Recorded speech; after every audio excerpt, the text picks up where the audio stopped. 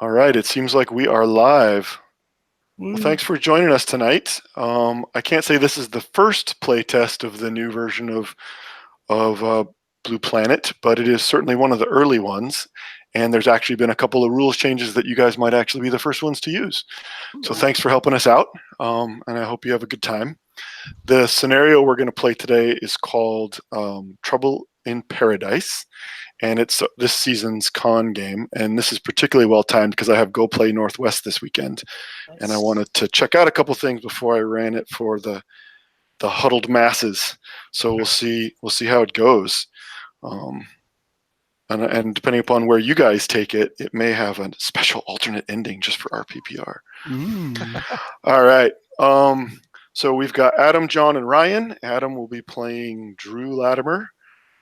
John will be playing the enigmatic Fish Boy, also known secretly as Simon, but even Fish Boy doesn't know his real name. And then Ryan will be playing Maggie Merriweather, my personal character. She's actually the very first character I ever made for the original versions of Blue Planet, and the only one I've ever actually gotten to play. Nice. So I am partial to her. So I'm all about just getting in and playing and not worrying about the rules explanations, especially for this new system. It's super light. So if you have any questions, feel free to ask them, but I'm kind of game to just dive in. How do you guys feel about that? Sounds good to me. Good. All right. Does everybody have their characters up where they can see them in some form? Yep. Nice. And everyone's got access to either an online or MeetSpace 3D10? Yeah. Yep. Excellent. So I think I mentioned this previously, but there is a dramatis personae. I'm not even sure. Adam, you're the English teacher. Is that how that's pronounced? Yes, I believe so. If you want to read about the other characters people are playing and you haven't, you could see a little paragraph about them there. And if you guys are ready, then we can go, and I will use my little do not read until instructed file here and get us kicked off. So is everyone ready to go? Yep, I'm ready. Yeah. All right. Trouble in Paradise. Anything, anywhere, anytime. Yep, that's the company slogan. Little did Uncle Carl know how true it would turn out to be when he put up that stupid sign. He claimed it was more of a joke than a promise, but if he could see you now, instead of having gotten himself lost at sea, he wouldn't be laughing. The goon with the Russian accent and the big gun pointed at you certainly isn't laughing either. The Last Chance, your old workhorse hydrofoil, is knifing through the swell about 170 kilometers northeast of Harmony, dodging the islets, rocks, and reefs scattered throughout the region. Drew is at the helm with a gun pointed at their back. The rest of you are sitting on the foredeck, hands zip-tied behind you, staring down the barrels of some deadly-looking guns. The gangster covering Drew is tracking something on his link and ordering random-seeming course corrections, his accented voice increasingly frustrated. Drew reluctantly complies as much as they are able while still dodging the rocks. The thug suddenly shouts, pointing to starboard with one hand while steadying his gun pointed at Drew with the other. "Stop! Stop!" he yells. "Here!" Drew cuts power and the boat quickly settles onto its hull. "Where is it?" growls the thug. The other hijackers look at you expectantly, like somehow you should know what the hell's going on.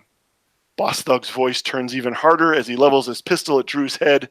"What trick is this?" Welcome to a Tuesday afternoon at Red Sky Charters.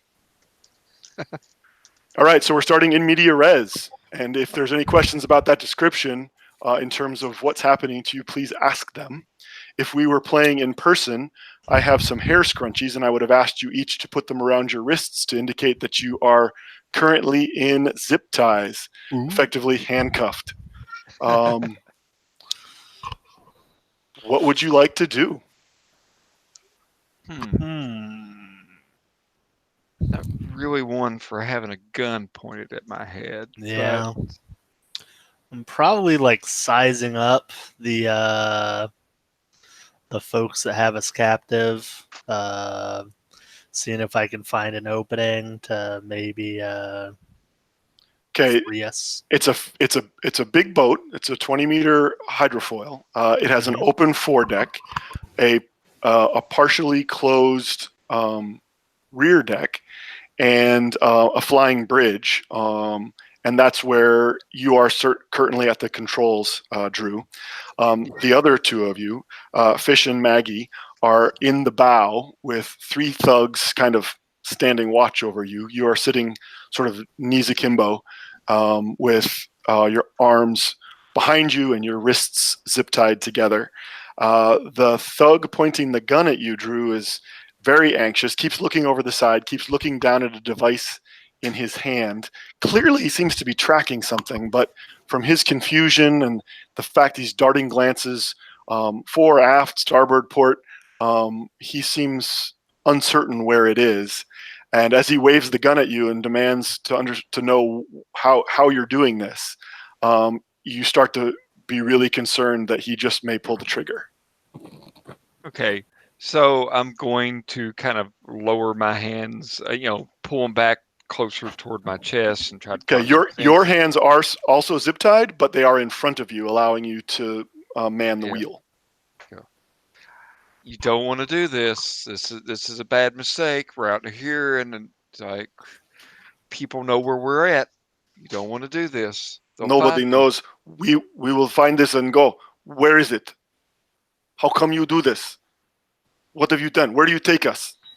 It's right here. Why is it moving? I don't understand. And if you kill me, you never will. So find it. Make keeping you alive a priority. So he wants me to drive the boat around and try to hone in on this signal. So I'm just going to, I guess I have intuitive. I'm just going to, I guess, kind of feel my way through this and slowly start moving the boat. Well, he as he tells you to find it, he kind of holds the device out towards you, not really showing it to you, but clearly indicating that, he's trying and he can't. So can you do better before he shoots you is really the implication. Oh, well, yeah, certainly. So I'll take the device from him. Okay, he doesn't give it to you, but he does sort of turn it towards you. And you see on the little holographic display what you recognize probably as some sort of GPS device that is locating the device at the center and tracking something, some sort of transmitter. And you're not quite sure of the scale, but it doesn't seem like it's far away based on the relative motion.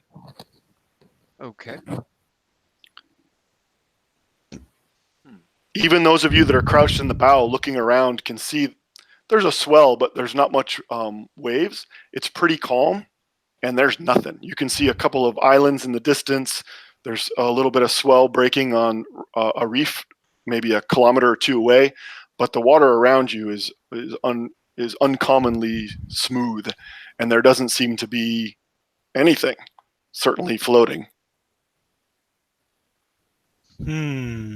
Interesting. Let me see.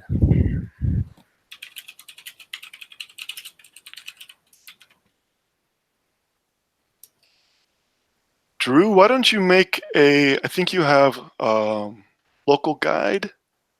Focal guide. Let me see it. Is it on the second sheet? It would be on the first sheet. Focal guide. Local guide? Local guide. Yes, I do. It's for my core 2D10s. Okay. So yeah. So let me explain how you would go about making this test. So you have local guide as a core, and that means you'll be rolling 2d10.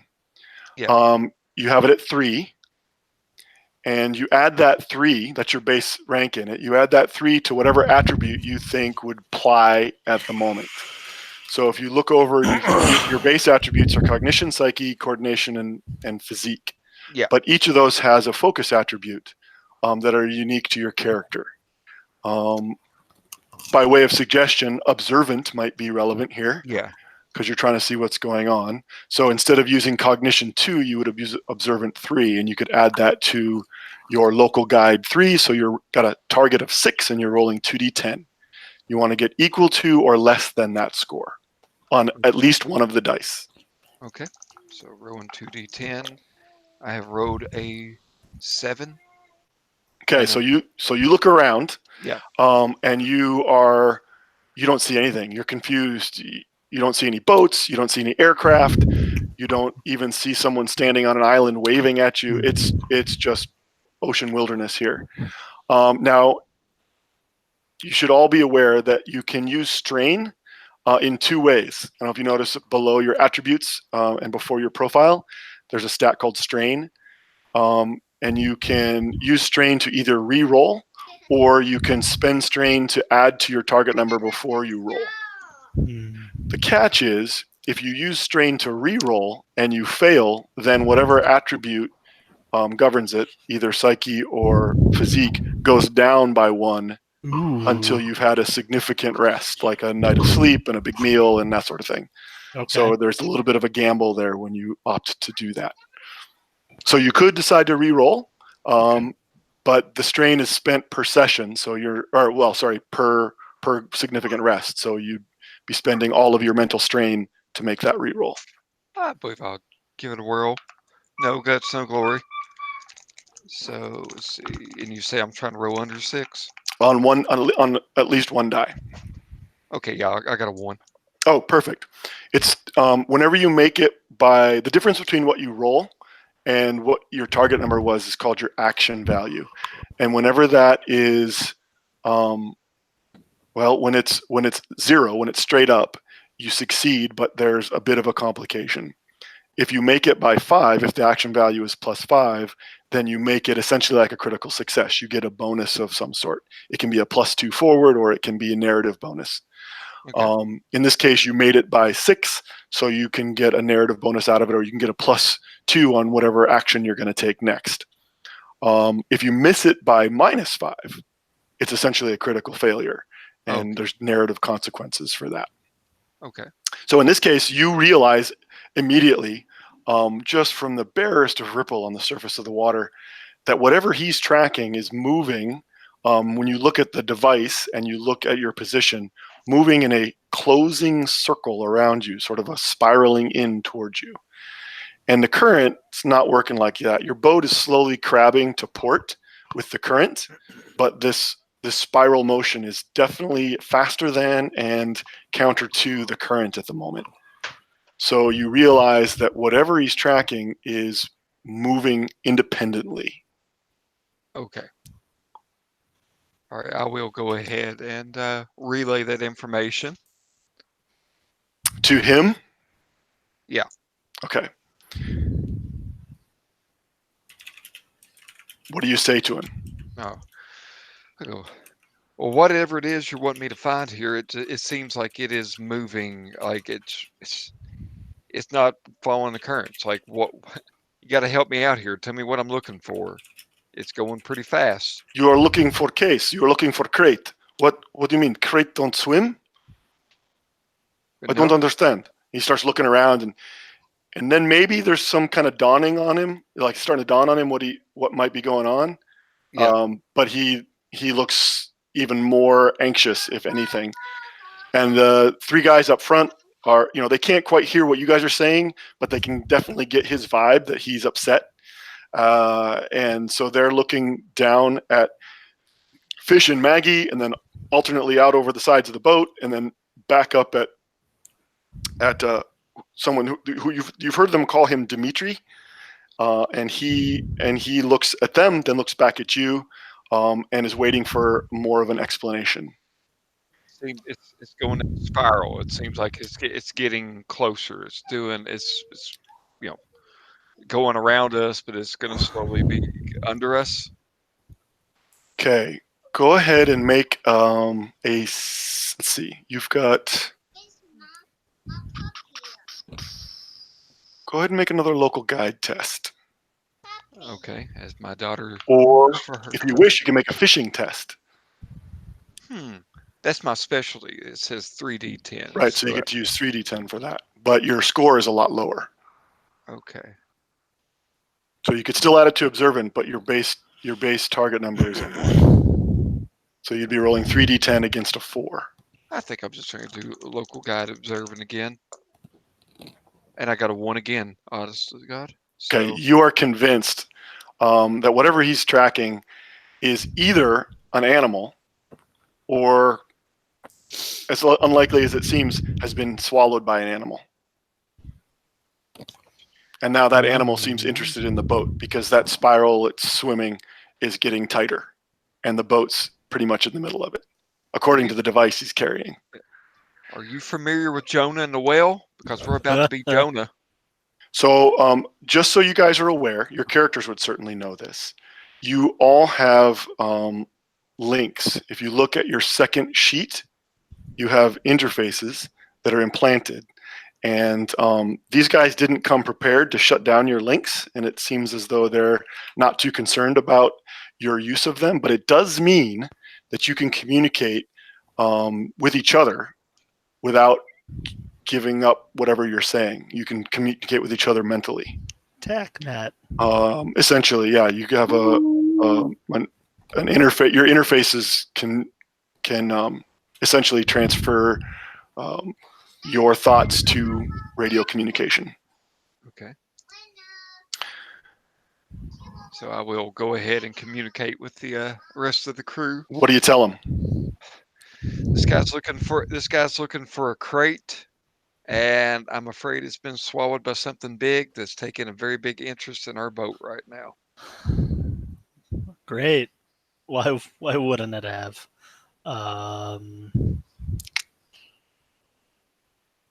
Do we have any submersibles that we could send down to kind of check? Maybe drone kind of? You might have a drone down in the hold, especially if Dancer left something on board. But at this point, given the way it's moving, the sort of wake that you're starting to see as it approaches the boat, you're a little concerned about how much time you have and how big it seems to be. Yeah. I'm going to impress upon our captive, like, this thing is getting ready to attack us. What thing? I don't understand. What do you mean? He's waving his gun. He's looking over the side. Whatever swallowed your crate. Swallowed, and he looks at you and his eyes go really big and his head snaps around and he looks out over the water. Most newcomers, those that were not born and raised on Poseidon, have been subjected to so much popular media about the sensational creatures that live in the oceans of the water world that they have sort of an automatic and deeply ingrained fear and sense of the planet's open seas. In the same way that people who've lived their entire lives in the Midwest are terrified of great whites here on Earth. But perhaps several magnitudes greater, just because of the documented imagery that has been splashed all over the media about creatures that live here. So when you say that, and he realizes that whatever they're after has been swallowed, and that thing is coming towards the boat, he just kind of loses it. He stops paying attention to you for the moment, whips around, looks over the side of the boat. He isn't really pointing his gun out there, but he's clearly got it in a position where he could start firing into the water if he needed to.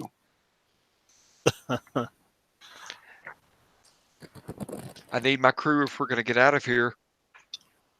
Cut the zip ties. He looks back at you. He looks back at the water. And he goes, "What is it? What is it?" And he's clearly starting to panic. I'm sorry. My daughter just yelled at Alexa. Oh shoot! So wildlife. Does any of you all have any local wildlife skills that you can pull something out? I've got predator behavior. Ooh, Rocket. It's almost like some of these characters were written for this adventure. Weird that. So while everyone's distracted by potential giant, monster eating us, I've got escape and evasion as a core skill. Would I be able to get out of my zip ties? You can certainly give it a try. Cool. So that's a core. So that's 2d10. It's Yeah. 2d10. And what attribute would you like to use? I'm I'm feeling like if you don't want to give yourself away, Yeah. Probably like coordination's probably your best bet. coordination. Let me call up your character here so that I can Yeah. Like I've got see what you graceful and got. acrobatic in that. Graceful might work. Okay. Acrobatic, depending upon how you are imagining this. If you're just trying to like slip your cuffs or like disjoint your double jointed thumb or something like that, Yeah. I'm probably thinking something like that. it's probably less acrobatic Yeah. than it would be Yeah. Then it like would be dexterous. graceful. Yeah. Well, they're both a 4. So I roll the 2d10. And so you're adding that to your rank for escape and evasion. So Okay. you've got a 6 total. A 6 total. 4 plus 2. Okay. And then I've you're rolling. got, let's see. I rolled a 1 and a 9. Okay, so your action value is a 3. 4 minus 1. All right, so you succeeded. You succeeded easily, but you don't not enough to get any kind of bonus. I care more about getting the job done. So how are you trying to do this? Are you trying to describe to me what it looks like? If I was watching you sneak out of these, what does it look like?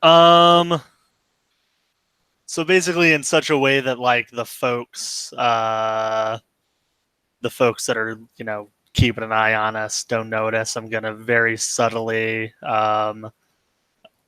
go ahead and I'm not even sure how I know how I do this. I just, pop my thumb out of place and, slowly slip off the zip ties. Okay, so you're still sitting down and you're not like leaping and bursting out of them in one move. You're getting out of them and remaining seated. Yeah, because I kind of want to wait for like when they're the most distracted, and then I'm gonna try to help out my Franz. Perfect. Disarm whoever's closest to me. So are you going to let them know that you have taken off your bonds? Okay. Basically, say when in at least a few of these guys will hopefully be. All right, Maggie.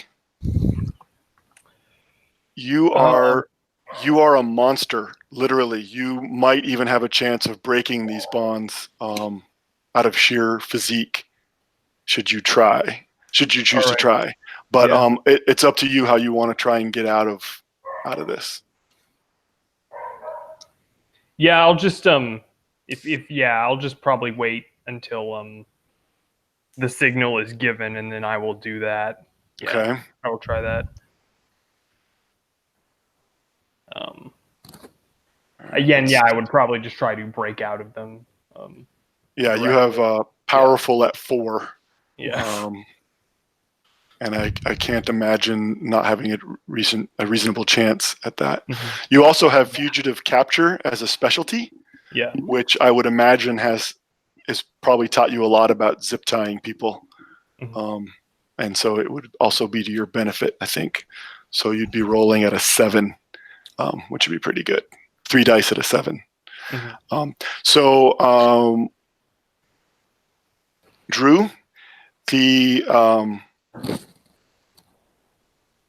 boss thug, Dimitri, has turned back to you, and the gun seems to have been forgotten momentarily in his hand, and he just looks at you and says, "What do we do? What do we do?" We've got to move, and we've got to move now. It's gonna take the ship out. We're all gonna be at its mercy. If it can swallow your crate, it can swallow us. So, okay.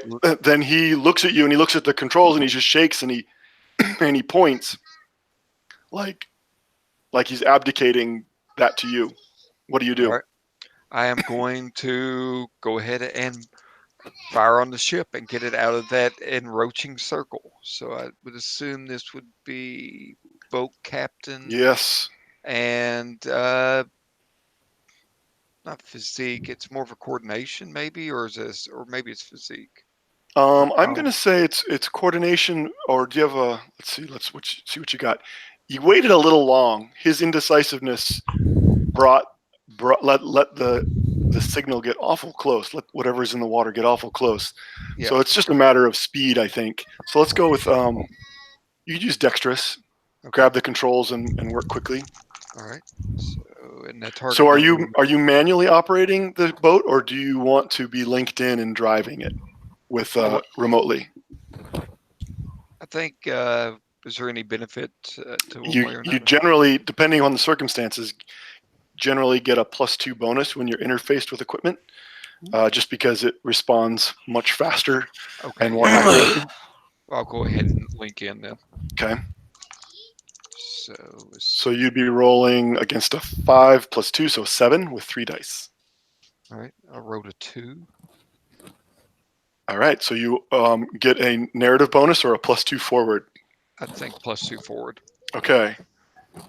So keep that in mind if it's relevant to operating the boat, essentially. Okay. So just as this thing seems to close on your position, and 2 things happen simultaneously. The creature starts to break the surface. So there's this big purling swell of water as this slimy, a blade of hide breaks the surface. And then the boat does that dig in as the MHD fires out water behind you in a big rooster tail, and the boat leaps up onto its sponsons and jets away. In that moment, everybody is off balance because it was unexpected, and they have no sea legs. So if you guys choose, you can all roll initiative. And given that circumstance, I'll give you all a +2 bonus. Sweet. All right, is that 3d10? So the way initiative works is it's a coordination test, and it can be a focus test if it applies. So let's say you have fast as a focus attribute under coordination or something similar, or if it's strictly a mental action that requires you go first, it could be under psyche, but generally it's coordination. And the way an attribute test works is your base target number is a 5, you add your attribute to that, and then you roll 1d10. All right. And for initiative, it's really important. The action value is really important. All right, I got a 5, so that'll be under 6. Okay, and that was Ryan. Oh, sorry, Maggie. Yeah. Okay, Maggie got a 5. That's your action value is a 5, or you rolled a 5? I rolled a 5, and I have a 6. out of 6. Okay, so your action value is a 1. Yeah. So that means you'll be going on the 1 count. How about Drew? Drew has rolled a 3, and you said it was 5 plus the action, so it would be coordination. Yeah, so you've got a coordination. In this case, I don't see that this is really going to add anything. So you've got a 1, so you're rolling against a 6, and so you made it by 3. Yeah. Your action value is a 3. Okay. And John or Fish. So let's see. So you said we're rolling under coordination. I rolled a 6. My coordination is 3. I have this thing that gives me a +1 to initiative, I think. The spyware. It's already factored in? No, in this case, it doesn't apply because you weren't watching somebody actions. Seems good. You were Makes waiting sense. for a moment, but Yeah. you forgot your +5 base target number. Oh, yes. So you really were rolling against an 8, I believe. An 8. Okay. Seems good. And so Right. what did you roll? I rolled a 6. Okay, so you made it by 2. Yes. All right. Let's see how they do.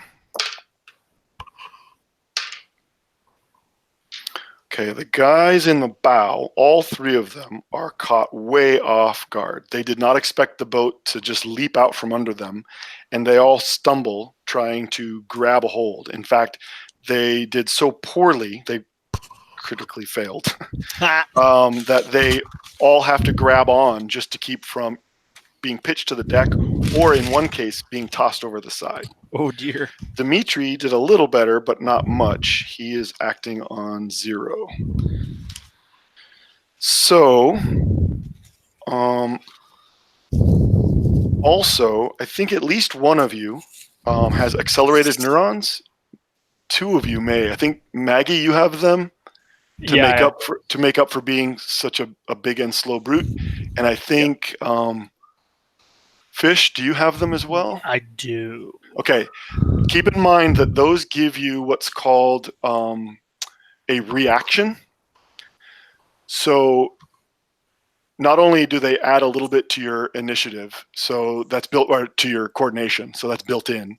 They add a +1 to your coordination, but they also give you what amounts to a second action. Ooh. And it works as an interrupt, but the rule is another character has to act before you can use that reaction. Makes sense.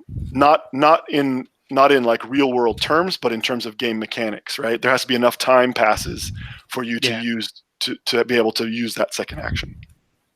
So keep that in mind should you decide to use it. Cool.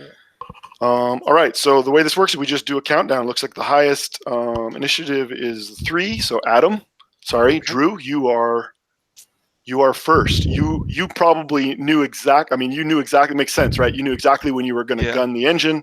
You brace your feet. You don't even change expression because you're controlling the boat mentally, and it leaps forward. You fully expect it. You see Dimitri almost stumble. You see the other 3 guys go down. What do you do? I think using the boat as a weapon is a pretty good idea. So now that we lurch forward, I'm going to try to slam it in reverse or brake or something like that and try to capitalize on their forward momentum and maybe sling them over the boat. Okay, so as they try to overcompensate, try and recover, they're going to get tossed back in the same direction that they're trying to recover in. Yeah. Perfect. Give me a boat captain, but because you're using it as a weapon, I'm going to say it's at a -2, just because it's not really what the boat's designed for, and you haven't really trained in weaponizing your boat. Weaponized boat. All right. Let's see. And I rolled a 2. All right, and that's against what? Did you get a? God, let's see. I was going with. I was assuming that was. So you had boat captain at 3. Yeah, and I was thinking that was psyche if I was controlling it with my mind. It would be cognition if you're Cognition. So it would be. So a 5. Yeah. All right, or resourceful. I would say that's resourceful. Yeah, that sounds good. That would probably would have been. So that would give you a 6, and you rolled a what? I rolled a 3. Okay, so that's action value 3. So you didn't get any kind of bonus out of that, but you were successful. That means they're all going to have to test, and if they fail, I'm going to say that they lose yet another action as they try to recover. And if anybody critically fails, then they're going to go over the side.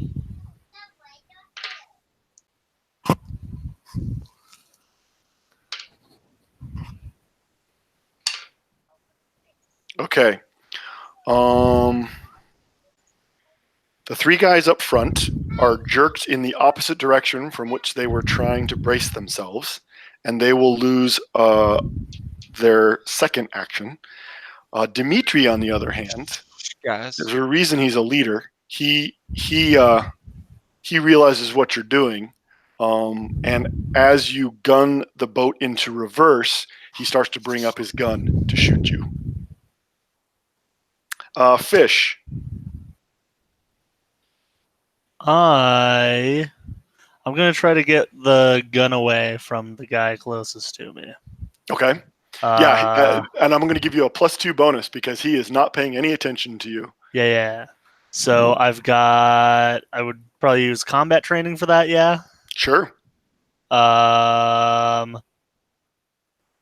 Let's see. Probably gonna try graceful. Do it gracefully, like Sure. sort of more like a dance move. Yeah. You're a capoeira fighter or something. Exactly. I'm gonna be like Brazil, and then So you leap up from. So it's like kind of a yoga move. You're in knees akimbo, and then suddenly you're like shooting straight up and into this guy. So that's a general. So that's 1d10. Yeah. 1d10 with a rank of 3, and then you would add it to your graceful 4. So you're rolling at a 7. 2. Then and you get a +2 for the surprise. So I'm rolling at a 9. Yep. Oh dear. Now, you're just trying to get the gun, right? Yeah, I'm trying to just get the gun away from him for now. Okay. I rolled a 9 on the dot. Okay. So there's a complication. You are successful. You have control of the gun. His finger's out of the trigger housing. Mm-hmm. You've got that part of the gun. He can't use it, but he Okay. hasn't let go of it. That's fine. He's At least still he's off not going to balance. shoot me. And instead of holding on to the grab rail, he's now basically holding on to you. You ever been like roller skating with somebody who's never roller skated or ice skated, and they're trying to hold you? Yeah. And But he's trying to not fall over, Yeah. and I'm like, but he's "Just using give me you your to gun, not fall man." over, right? Yeah. Yeah, Okay. So that's your complication. cool. All right, Maggie. All right, I'll break out of my zip ties now. Okay, give So me that's a. Let me call up your character. Give me a physique test. Let's go ahead with that fugitive capture. I like the idea that I guess there is actual techniques for breaking out of zip ties, and you certainly would probably have learned those. So let's go with fugitive capture, which means you'll roll 3 dice, and your target number is a 3 plus your attribute, which would be powerful. I think applies. So you're rolling against a 7. all right. I got a 6. You got a 6. Yeah. All right. So you have an action value of 1. All right. So you pull, and it not quite breaks. It doesn't break quite as easily as you expected it to. In fact, you're probably going to rip some fur. You don't have fur, but you do have very hairy arms, and you feel all that hair bunch up under the edge of the zip tie before it snaps. So you're going to have some serious zip tie burn. But then your massive arms come out ahead of you, and one of the guys that's now stumbled and holding on as the boat pitches forward, his eyes go wide as he sees you just kind of leap off the ground towards him. Mm-hmm. All right, Dimitri is going to try to shoot, and given the fact that he's pitching around and the boat is moving, he misses. But assuming you survive, Drew, you'll look back on that moment and wonder just how close the bullet came to your ear. It was loud, but you don't know if that was more just like projection or actual like buzzing sound as it zipped past your ear. Yeah. But he missed. So initiative tests for everybody. All right.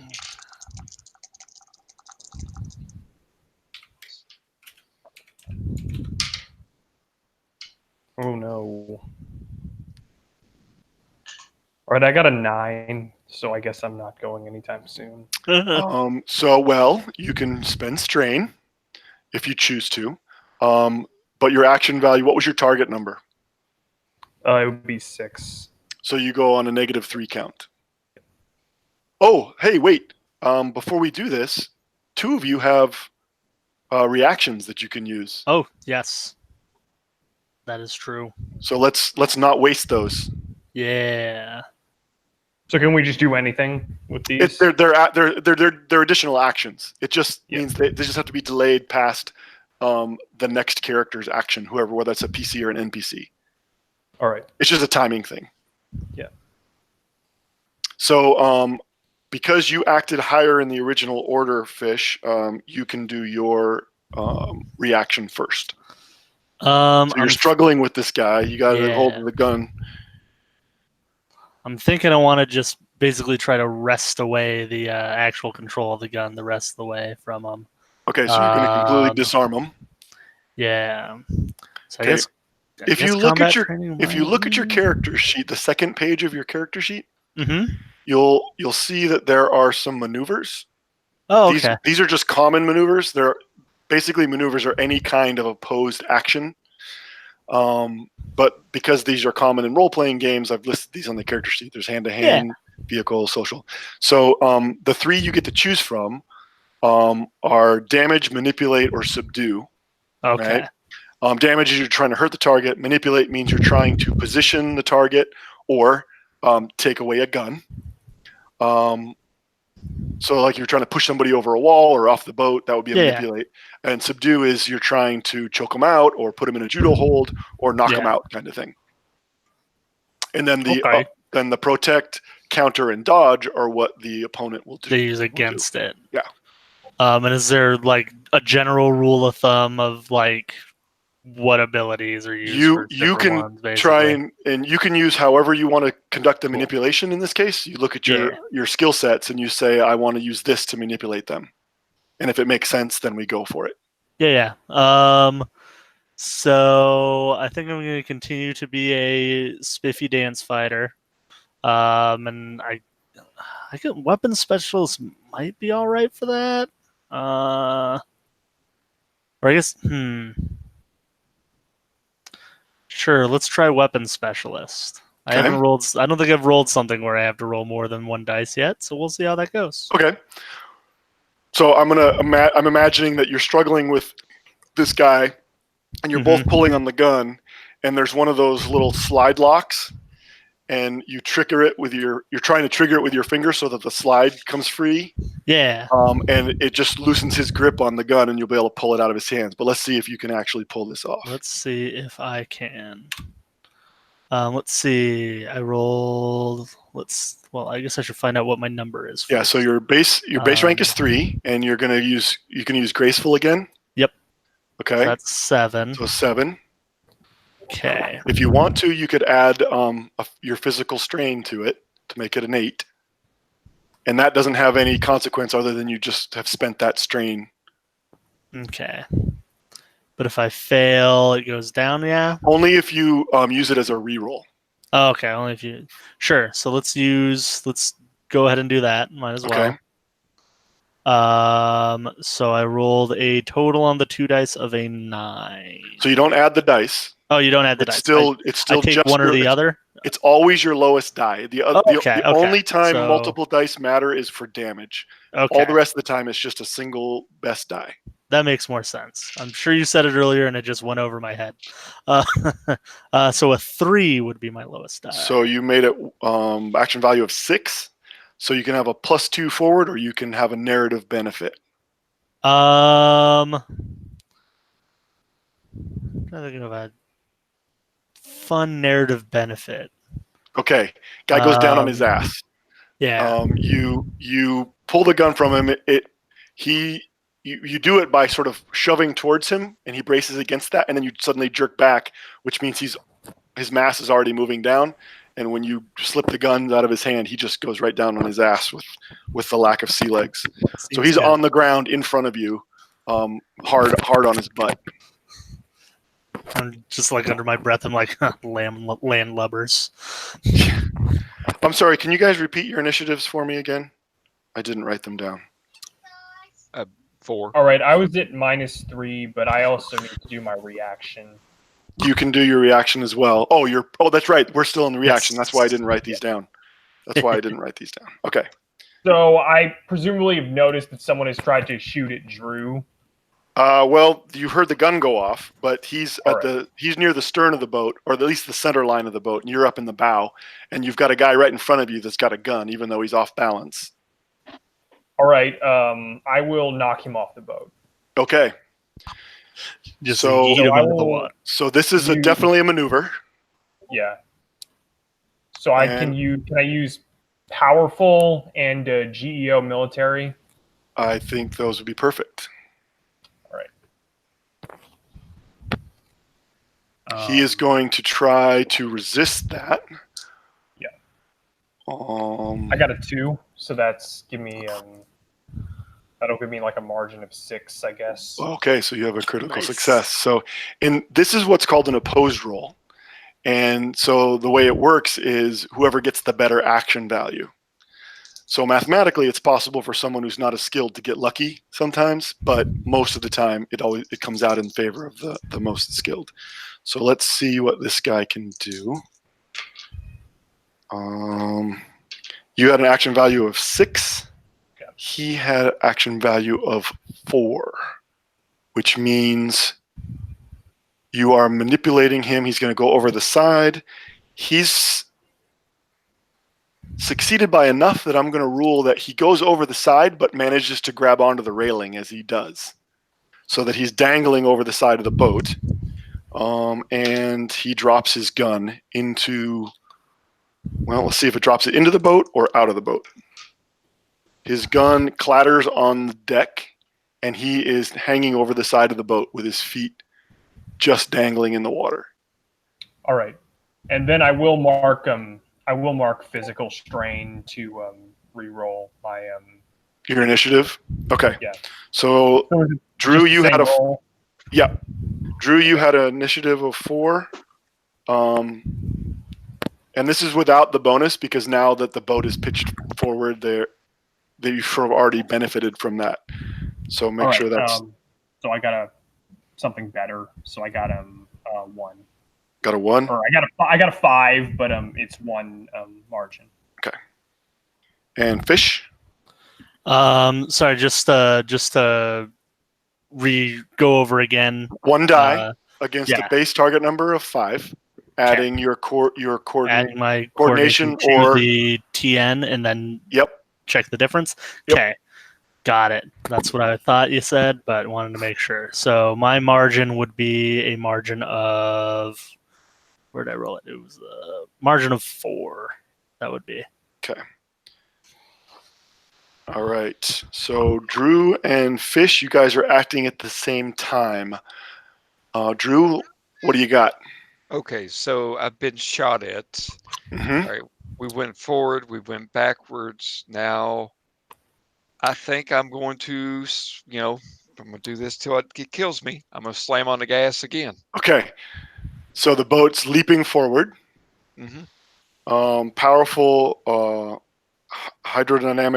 magnetohydrodynamic drives. So this big jet of water comes shooting out of the back of the boat, and it kind of skips up on plane and bogs down. But now the deck is at a kind of an impossible angle, and it's going to require that everybody roll. But I think they're kind of expecting it this time, so I'm going to give them a little bit of a bonus. Okay. Sounds good. And they roll another 10. And Dimitri does a little better, and doesn't go down. All right. Fish. I'm gonna look to the guy that I just knocked on his ass and say "stay," and then run toward the gunshots. Okay, now remember, there's 3 guys up here with you. So one of them is still on his feet. One of them's still on his feet and still has a gun. One's dangling over the side, and one's sitting on his ass. Yeah. Never mind. I'm gonna take out the guy who still has a gun. Okay. And how are you going to do that? I am going to shoot him with the gun that I now have. Okay. It is a large caliber semi-automatic. It is linked, but you don't have the access code. So you're going to be shooting it straight. It does have, because it's semi-auto, that's the weapon, all equipment has features. And these features just grant them different benefits or different functionality. And the semi-auto functionality gives you the choice of shooting multiple targets, because you got multiple bullets per turn, or just doing extra damage. Okay. On a single target. I don't see the guy who I knocked down as a threat, so I'm probably just gonna put extra bullets into the guy who still has a gun. Okay. So I'll use weapons specialist. Okay. So your gun comes up. The slide which you had opened snaps back into place ominously. And you would use, I think, coordination probably. Okay. Just straight coordination. Okay, seems good. So that's a 3. My weapon. I mean, it's not quite gun ballet yet, but I suppose we'll get there. I'm not going full equilibrium yet. Right. So let's see. So my coordination is a 3. My weapon specialist is also a 3. So I'd be targeted 6.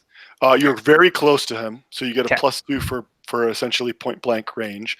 All weapons have an effective range that's just inherent to the weapon, and then that effective range, you can go lower than that effective range to point blank, or you can go above it to long and extreme. Okay. But those are the actual measurements are sort of irrelevant. It's just the bonuses and the penalties you get, so that you don't have to be looking things up and knowing what each gun is. You just know that it's extreme or long or point blank. So your point blank, you get a +2 out of that. So that would put me at a total of 10. Now, here is a choice you have to make. Okay. You can call your shot. And what that does, for each point that you drop off of your to hit number, you can raise your damage rating of the weapon. And so by sort of handicapping your shot, you can pick a vulnerable part of the target. So when you've already got a 10, you're not going to miss. Yeah. So dropping it down 3 or so might not be a bad idea, especially because you're rolling 2 dice. Yeah. So how many? If you want to do that, how many would you like to spend? Let's drop it. Let's drop it down by 3. Sounds good. Okay, so you're shooting at a 7. Shooting at a 7. 2 dice. 2 dice. 3 is my lowest die. Okay, so you hit quite handily. Yep. You don't get any kind of bonus because it's not a 5, not an actual value of 5, but you hit him center of mass. To determine damage, you always roll 3 dice. Okay. And the damage rating for this weapon is a 6. Okay. So go ahead and target. So anything, and this is the only time that the number of successful dice matters. Okay. So I rolled a 2, a 5, and a 10. So I have 2 successful dice. Okay. Now you dropped it by 3, right? Yep. So that brings it up to a 9. So unfortunately, the 10 still doesn't count. Yeah. But you see how that would work, right? Yeah. It makes the weapon much more dangerous. Definitely. And I did also semi-auto. I don't know if that has an effect. It does. It raises it by 2, which means you had a damage value of 11, which means you hit with all 3 dice, which means you went to critical wound. So you go minor, serious, critical. Okay. 1 die, 2 die, 3 die, right? Okay, that makes sense. So you made a critical hit, and this guy has to make a physique test, -3, just to stay alive, which he does, but then he fails the shock test and goes down. Okay. So he is critically wounded, bleeding badly, is going into shock. He's not yet dead, but he will bleed out if he is not attended to. All right. So I will point out, if you didn't know already, Blue Planet is a deadly system. Yes. Okay. All right. Let's see. Dimitri acts now. You gun the boat. He brings the gun around. He shoots again. And wings you. He gets 1 success. Okay. So you feel a burning pain through the top of your, was that not the bicep, but is it deltoid? What's on the outside of your arm? Whatever's on the outside of your shoulder. Yeah. As it rips through your clothing and draws a burning, bleeding line across your arm. And the pain will cause you a -1 penalty to most of your actions. Oh, no. What does symbiote do? Symbiote is basically manufactured amoeba that live inside your body and help keep you healthy. They eat viruses and bacteria and cancer cells, and they give you just a general health, a better physique. You get a +1 physique. Okay. You never get a cold. You recover from injury faster. That kind of thing. Okay. Cool. So all actions at -1 now. All right. So I think that I would like to go ahead and send a message out through Neuralink. Okay, so that's going to be on your next turn. Okay. I mean, talking is free, so if you want to talk, that's fine.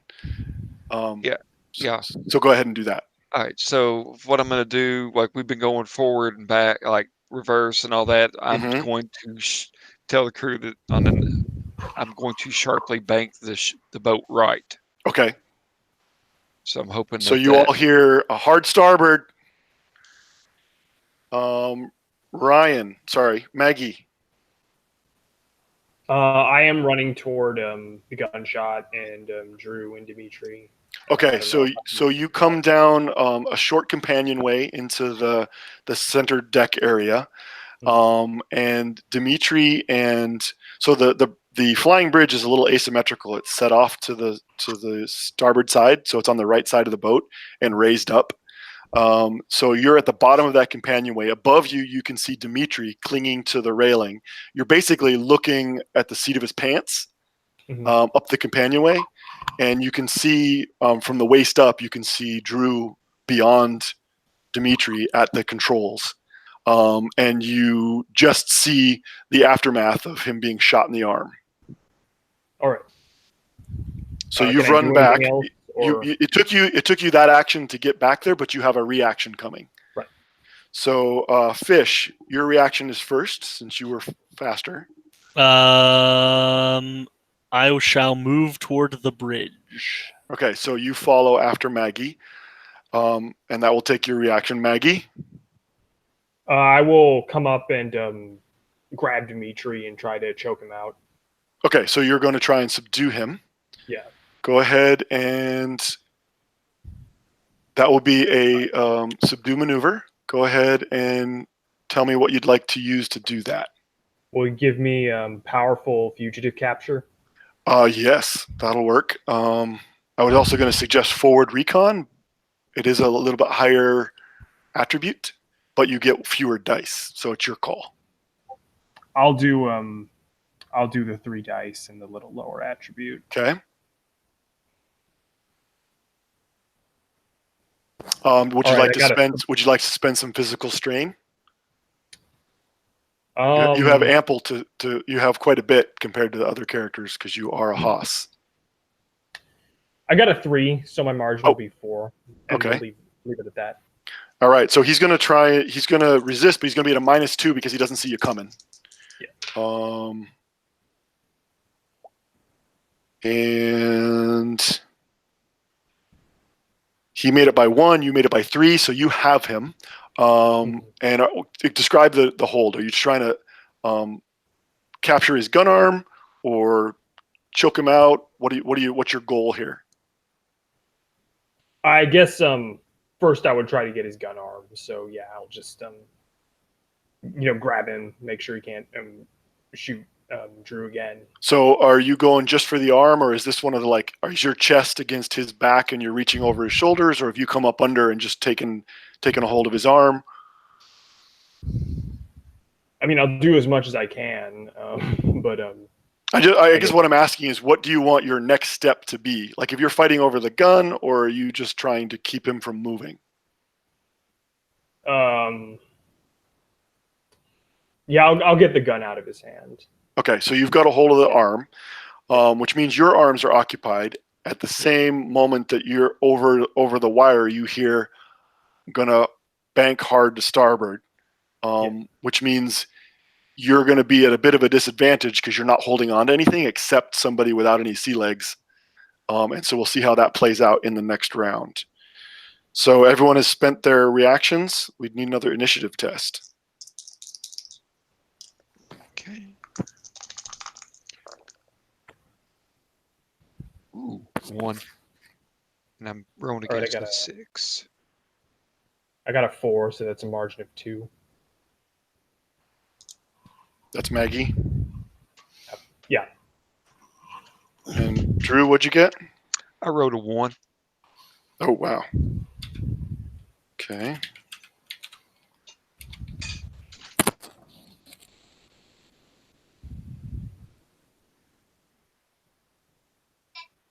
And Fish? This was initiative gun, right? Mm-hmm. Sorry, I zoned out there for a minute. Margin of +5. All right. So, Drew, you're first. Okay, so let's do that hard turn on the starboard. So let's see. Add my and that is Wish I had a camera on these dice right now, but I am using these roller dice cup. I rolled another 1. Nice. All right, so you make the turn harder than the boat's really designed to turn by sort of manipulating the engine, the drives. You actually get to use the hydrofoils to sort of arrest, to sharpen the turn. So it's hard even for you knowing it's coming to keep your feet. So everybody needs to make a test at -2 to stay on your feet. And I'm going to say that because you're holding on to this guy, Maggie, you got to make yours at -4. All right. So this would be coordination or acrobatic or another attribute of some kind. If you have a skill set Alright. that you can justify, like professional ballet dancer, I'll give you that. But for most of you, it's probably just going to be a coordination test. All right. All right. Will you give me acrobatic? Okay. Oh yeah, it's coordination test. Yeah, you can use acrobatic if you want. All right. So And you could add a -4. physical strain or 2, because I think you have 2 left, or at least 1 left.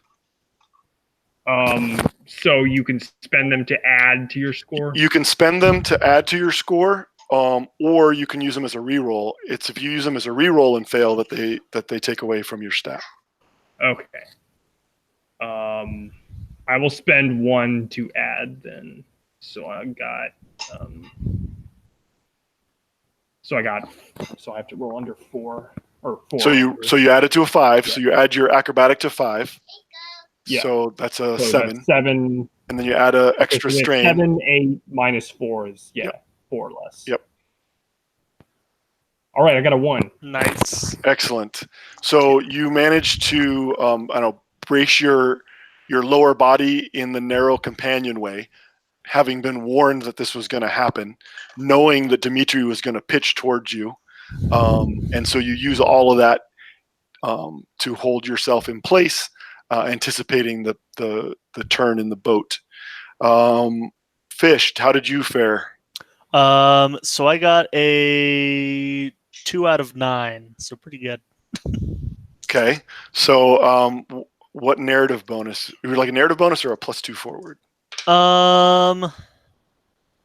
Let's do the +2 forward. I can't think of a good narrative right now. Okay, so you hear a scream and a splash as the guy who is hanging on the side of the boat loses his grip as the rail suddenly jerks upwards. He wasn't able to hold on in the wet and the spray and his panic, and now he's being left rapidly behind you in the water. Rip that guy. Okay, so All right. Drew needs to make the test as well. Let's see. Drew doesn't, because Drew knew it was coming. Okay. I mean, it's like the driver knowing which way the boat's going. It doesn't have to anticipate, or can't anticipate where they have to brace. All right. So Fish, you have an action at 5.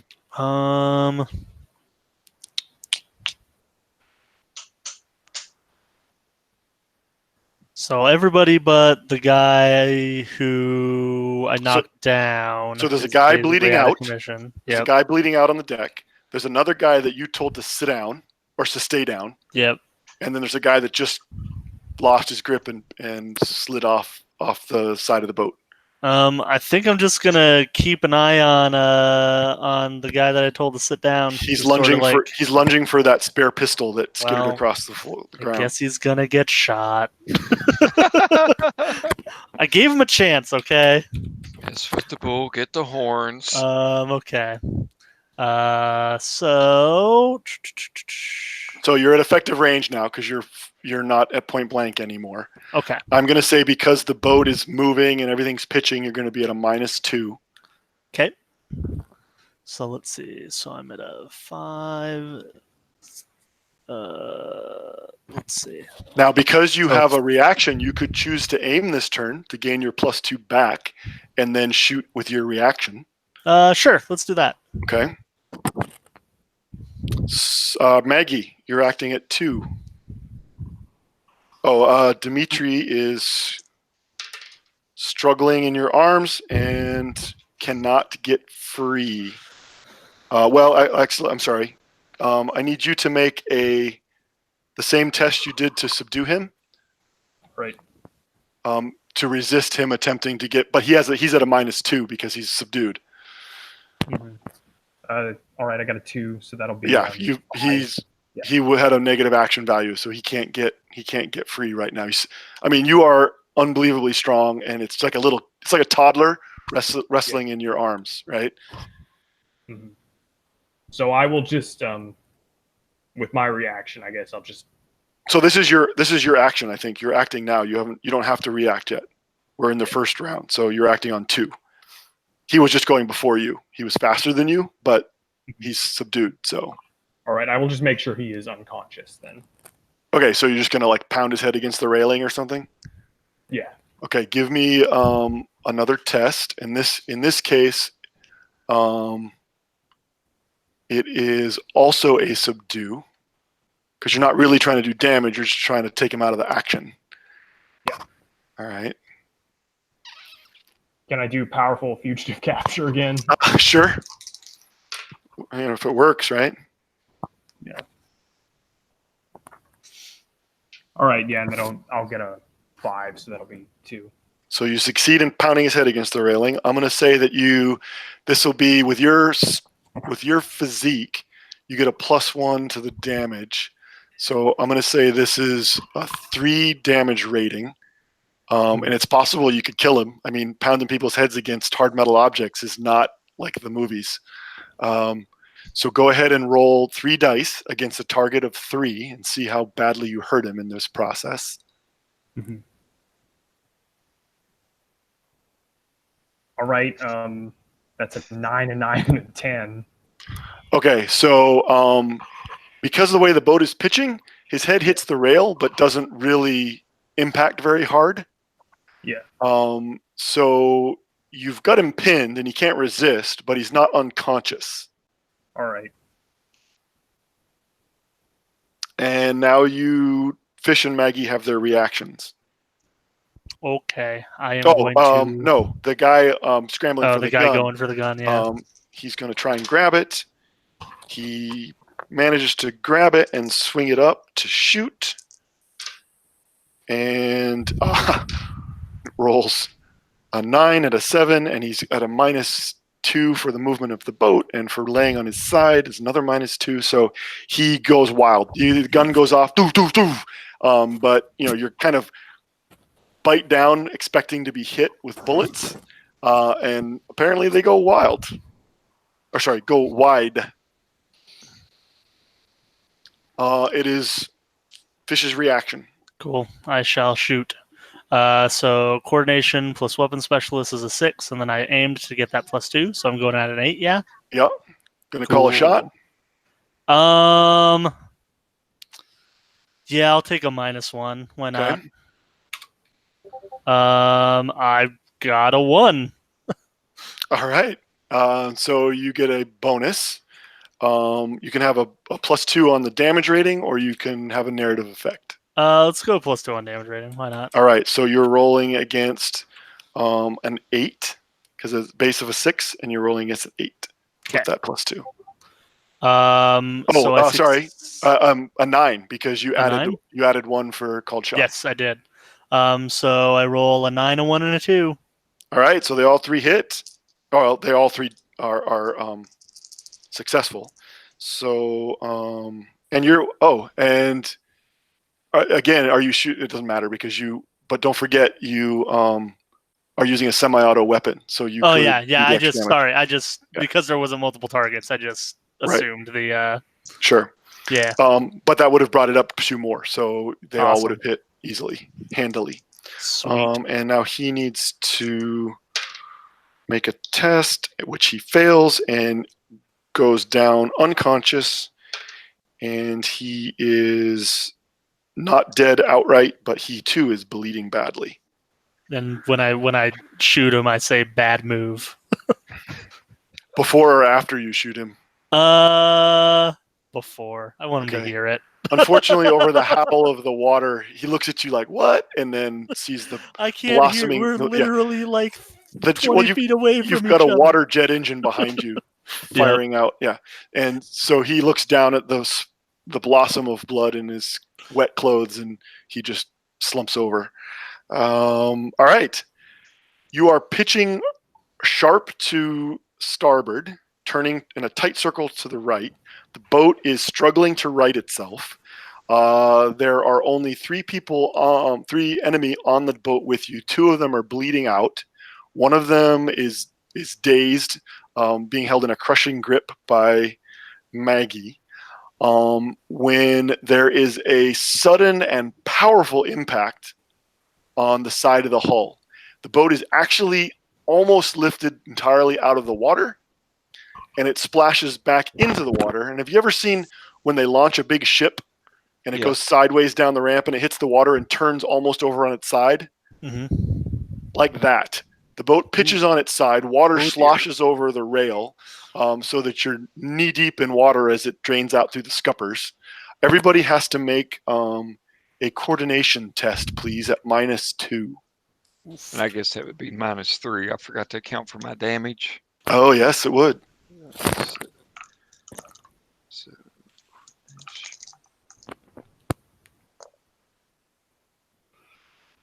I don't think I got it. Let's see. So coordination. All right, I didn't make it either, so I guess. Yeah, I wrote Okay. 5. Did anybody miss it by an action value of -5? Jeff, recap for me real quick. So it's when it's just an attribute roll. Yeah. Your base target number always starts at a 5. Doesn't matter what your stat is, and then you add your stat to it. So if your coordination's a 1, you're rolling at a 6. All right. But I said it was at a -2 because of the difficulty. So then in that case, you'd be rolling at a 4. At a 4. Okay. But I don't know what your base stat is. I was wondering if I could do dexterous. Sure, absolutely. Well, dexterous is more your hands, not your. Okay. Well, I'll let you grab for something. You can grab for because boats are covered with grab rails, right? Yep. So you can grab for something. I'll give you dexterous. Okay, so I rolled a 3. So, but that'd be technically a 4 with the minus. So that would be a 4 out of 7, I guess. Well, the numbers always come off of your target number. So if your target number was, what was your dexterous? Was 2? Yeah. Dexterous. So that's a base target of 7 -1 because you are hurt. Okay. So you're rolling it against a 6, and what did you roll? I rolled a 3. So you made it by 3. Your action value is 3. Okay. So you don't get pitched over. You manage to stay on your feet. You're on the bridge anyway, so the water is not sloshing around you. Did anybody else fail? I failed, but not by more than 5. Okay, so you go down face first into the water, which rapidly drains, but you're soaked and sit up choking. And fish? I critically succeeded.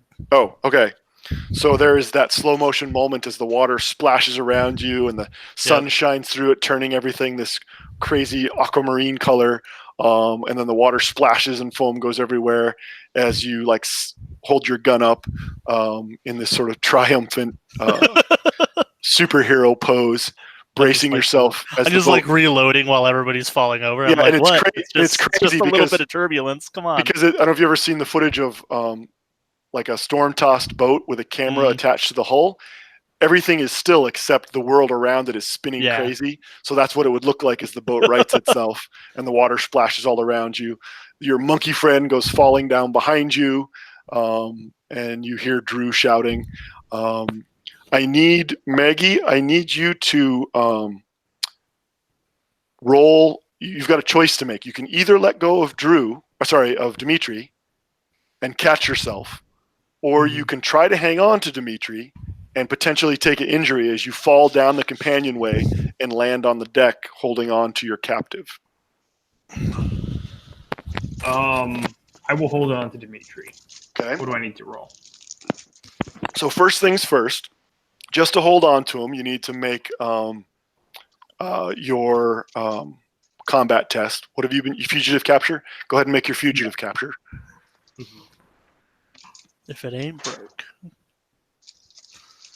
All right, I got a 1. So. Okay. So you got a 1? Yeah. You said so. That should be a critical success for you. Yeah. So I'm just going to say your narrative benefit is you're not hurt.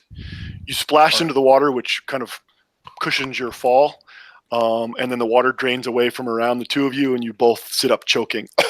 But you still got him around the shoulder, neck, and arm. And he miraculously still has the gun.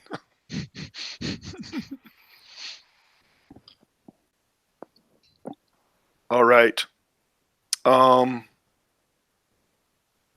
something just collided with the boat. I need you guys to make initiative tests again. Okay. Oh no! We may need a bigger boat, guys. I was waiting for that the whole You time. know, Oh dear, man. Right, I have one. Okay. let's see. Initiative. I have a 7 Dang. because I 4. just keep rolling ones and I'm fine with it. I guess technically I'd have a 5 if I'm injured. So yeah, so 5. Okay. All right. So Fish, you're first. And you're already Um, standing there perfectly stable as the boat rights itself. There's a big splash and something large kind of moves away from the boat through the water, leaving a big foamy wake behind it. And it seems to be circling around, perhaps for another pass. I don't think I have any abilities that would be good for like driving a boat. Plus, that's kind of someone else's job. Hmm. If only we had something to distract it with. Do we have? There are defaults. You can default if you need to. Well, I'm trying to think of. We've still got a couple bodies, right? Yeah. Maybe it'll be. Maybe if we feed Well, it, they're it not won't be so bodies cranky. yet, Well, but they will I be mean, if you wait long enough. they will be. They're gonna be because I'm not gonna take the time to doctor them, and I don't think they're gonna survive to shore. Well, Wherever that technically, is. so let's talk a little bit about some of the other mechanics associated with the game. If you look on your second pages, Okay. you guys will notice that there are things called tags, tracks, and ties. And they're kind of self-explanatory, sort of. But the one I'm thinking about particularly is you are a warden, Maggie, which is you're basically a frontier law enforcement officer. Oh, the cop and will be mad if I throw. well, you work for the de facto government, and you know if it became clear that you sort of intentionally let a convict or a perp die, you know, it could become a problem. But then again, you're among friends, so maybe they'll never find out. But just so you're aware, they're mostly meant to be sort of role-playing drivers. I mean, yeah. Can I even like see what Fish is doing at this point? Oh, I'm sorry. I thought it was Maggie that was going to shoot the guy. No, Fish. No, I'm not even gonna shoot the guy. I'm gonna just Yeah, throw him this over. is- Live bait is better. That's a Tuesday afternoon for you. You have a Yeah. dark and mysterious past that you don't even know. Yep. And you have no compunction whatsoever about throwing somebody overboard. I do literally have a skill called unknown, a skill Yes. called mysterious, and a skill called secret. And I'm like, well, I don't know what any of these do, but I'm So fine the with way it. that works is if you want to try something, I will decide which one of those might apply, and then you Seems can good. roll on it. Sounds awesome. Do any of those apply to using a live human as bait? If you're just throwing them overboard, Yeah, they're not really a probably. skill test there, but but it might apply to your let's see, which are your tracks? I think you have one about stability, right? I have sanity, bravery, and red sky charter. Yeah, I think your sanity one. So if you just throw a guy overboard, I may ask you to make a psyche test, and Okay. we may adjust your sanity a little bit. Seems good. So if you're looking at that second page, you'll notice that the tracks have like a central value with a circle next to it. I assume that's where you start. You can. It's up to you guys where you think your characters might start, but as a default in a one-shot, it's assumed that you're starting there. And as you move up or down, based on what happens narratively, you can gain bonuses or penalties to tests that might be affected by your state of mind or your particular level of bravery or your loyalty to Red Sky Charters or what have you. Okay. These tracks can be created by game masters for specific campaigns, or players can create them for specific character concepts. These are just ones that I made for these specific characters and for the Red Sky Charters premise. Cool. Yeah, why not? I mean, it might work. And So you're gonna move forward and grab one of these guys and chuck them over the side. Yep, probably Okay. the one who's more, dead. They're both bleeding and they both seem to be unconscious. Yeah. So yeah, I'll just the closest fella. Okay, so that's going to take both your over the action side. and your reaction. You got to move up there, and Yep. then you got to lift them up and huck them over the side. Makes sense. Okay. Drew. Okay. Well, I'm just thinking it's kind of one of these moments where I see the body getting chunked over the side of the boat. It's kind of like, I don't know if you've seen Brother Where Art Thou, where he starts shooting the cattle. He's like, not the livestock. But so as I try to straighten the boat and go away from where the large sea beast is, I would like to try to I'm kind of wanting to do two things. One of them is kind of a narrative. One of them is kind of like the Sure. action. But I want to find out what is in that crate as we're driving away from it. So you're going to just drive the boat and yell at Dimitri. Yeah. Okay. So we're still in action rounds for the moment, but because you're choosing to drive the boat away, we actually will drop out of those because the creature can't keep up with the boat at speed. So we'll drop out of combat rounds and you guys can just act. So you gun the motor and turn away from the circling creature, and it takes just a moment for the boat to get up on step, and now you're knifing through the water at like 40 kilometers an hour. Well, I guess I don't have to throw a guy overboard anymore. Well, you already have. Oh, I already have. Okay. See, no, I suppose not. He's halfway over because that was your first part of your action. Yeah, I thought your since it would reaction take is to both. chuck him. Yeah. So as the boat starts to move, you're dangling this guy over the side, and you have a decision to make. I'll pull him back in. What, do you do so with a reluctant I'm look just like, on your well, face? I thought it was a cool plan, but other people had other plans. Maybe it's pragmatic, says you'll be able to use him later. Yep, exactly. Maggie, what are you going to do with Dimitri? I'll try to get the gun away from him. Okay. That. He's subdued, came down over the side. You just landed on the deck. So he's probably pretty stunned from that impact. I'm going to give him an additional -2 penalty. We use this thing oftentimes called the rule of two. Anything good, you get a +2. Anything bad, you get a -2, unless there's some other specification in the mechanics. It just makes sort of assigning them quick and easy. So he's going to be at a -4 as he resists you. So go ahead and make your subdue or your fugitive capture. I guess in this case you're manipulating him. Yeah. All right, I got a 5, so I'm at that's 2. Okay. He is at a 1. So you actually managed to get the gun away this time. So you jerk it out of his hand, but not so well that you're not holding onto the gun. You basically just bash his hand against the railing until it falls onto the deck.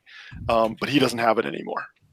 Drew could actually walk down since he's controlling the boat through his interface. He could just swing down the companionway and grab the gun. That sounds like a good idea. Is it possible for me to also try to use my navigational skills? I want to see if the guy we slung over the side of the boat is still floating out there in the ocean, because I'm kind of a stand-up guy. Yeah, sure. You're actually definitely a stand-up guy. So there is a thing that even exists now on modern electronic navigation equipment called an MOB button. and if someone goes overboard, man overboard, you just push the button, and it tags your GPS. So I can't imagine that in 2199, a stand-up guy who's got an interface with his boat wouldn't just automatically like mark that spot. So you know exactly where he went in, and you can circle back around to that spot if you want to. I want to. So even if it costs me my action for the gun, I want to do that. Okay. Yeah. Well, we're not in action rounds now because you drove out of range of the creature. Okay. As you loop back around, you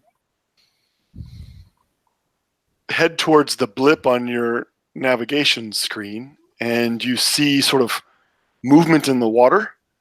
At first, you expect somebody waving their arms kind of thing, but it actually turns out to be a small flock of some sort of avian, and they're kind of flopping in and out of the water. Right at the point where you're headed. Okay, so let's see, what would be? I guess that's a observant cognition kind of thing. Sure. All right, so and would that be local guide? Perfect. Okay. So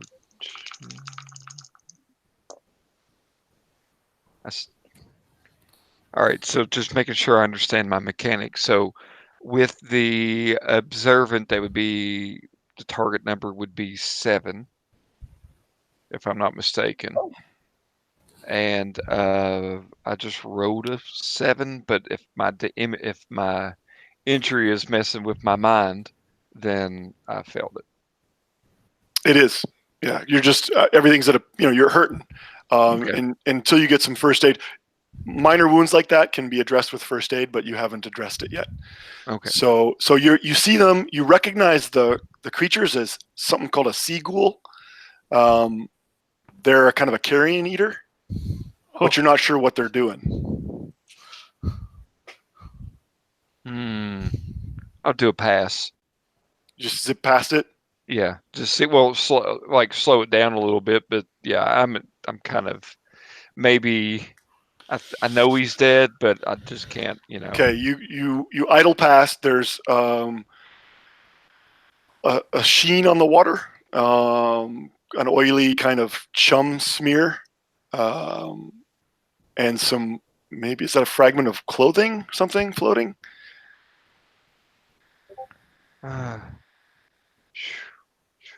Hey, Fish, you think you can fix these people that are bleeding all over our boat? I guess I could use survival training to try and do that. Would that be knowledgeable? Would that be one? Sure. I assume cognition would be what you would want to do with it. Unless you're trying to do surgery and you want to do something like dexterous or coordinated. Probably but in this not. case, you're just opening the first aid kit. Yeah, And just like have some gauze. so the first aid kit has a gremlin in it. It'll talk you through the process, and so you'll get a +2 to any attempt. So I'll be rolling. I'll be trying to hit a 6 then. That'd be survival training is a 1d10. I'm more of the take people apart guy. Well, it's like deconstructing something, but you're constructing it. Well, hey. So Drew, you realize as you pass the chum smear that chances are the thing that hit the boat had already taken this guy out as it was chasing you. Yeah. Because you had left where its approach. You had kind of taken off at the same time that the guy went over the side, and it was pursuing you, and so it probably picked up a snack along the way. Appetizers. Okay. Shoot. All right, Maggie. It's all you. But then you realize you've circled back to where the creature was. And I need you to make an initiative test. Oh, son of a... By the way, I did get a 4 on my first aid. Okay, so you got the kit open. It's talking to you. It's walking you through. It asks you to describe the injury. It's got a built-in camera that can take an image and it starts processing and gives you sort of its best guess on what you should be doing, and you start bandaging up this injured guy. Begrudgingly. And then you can make another test for the other dude if you want to do him too. Sure, might as well. That one I rolled a 1 out of 6. All right. Yeah. So it's going to take you probably half an hour to do them both well, but it will get done, assuming that you're not interrupted. How'd you do on your initiative? I wrote a 1, so that'd be a 2. So you realize that just as the thing breaches behind you, that whatever this is taking another pass at the boat, but you realize it just in enough time to gun the boat and essentially leap out of its way as it comes out of the water like a breaching whale and splashes down right where the boat was a moment before. Oh, God. This thing is huge. Your boat's 20 meters long. This thing is probably 30 or 40 meters long. And you get a good look at it and realize it is a lesser white. These are sort of the dominant predator on the planet. There are a number of different species, 50 at last count, probably hundreds that haven't yet been discovered. They are sort of the shark analog, but they are much bigger, more eel-like. They have these gross ablative hides that just sort of slough off to keep parasites from building up on them. But as a result, they just look like kind of like zombie eels. They have this big 4-part jaw that opens wide, not unlike, I guess, a worm on Dune. But they are horrific, scary predators that are surprisingly fast for their bulk. And had it landed on your boat, it might have broke your keel. Oh, Lord. So there's a giant splash behind you. The boat lurches out of the way, and the thing starts chasing after you again. Okay. Maggie, do we have any explosive at the bottom of the boat? Just checking. Not that I know of. You may have. So you didn't really get a chance to gear up when you got hijacked. And in fact, let's take a little flashback. You guys are sitting down to dinner at Red Sky Charters. Auntie Etta has just made her famous seafood stew, and you guys are starving. It smells so good. And she's calling down the stairs to Bethany to come up to eat. Bethany is Andrew's essentially step cousin. No, actual cousin.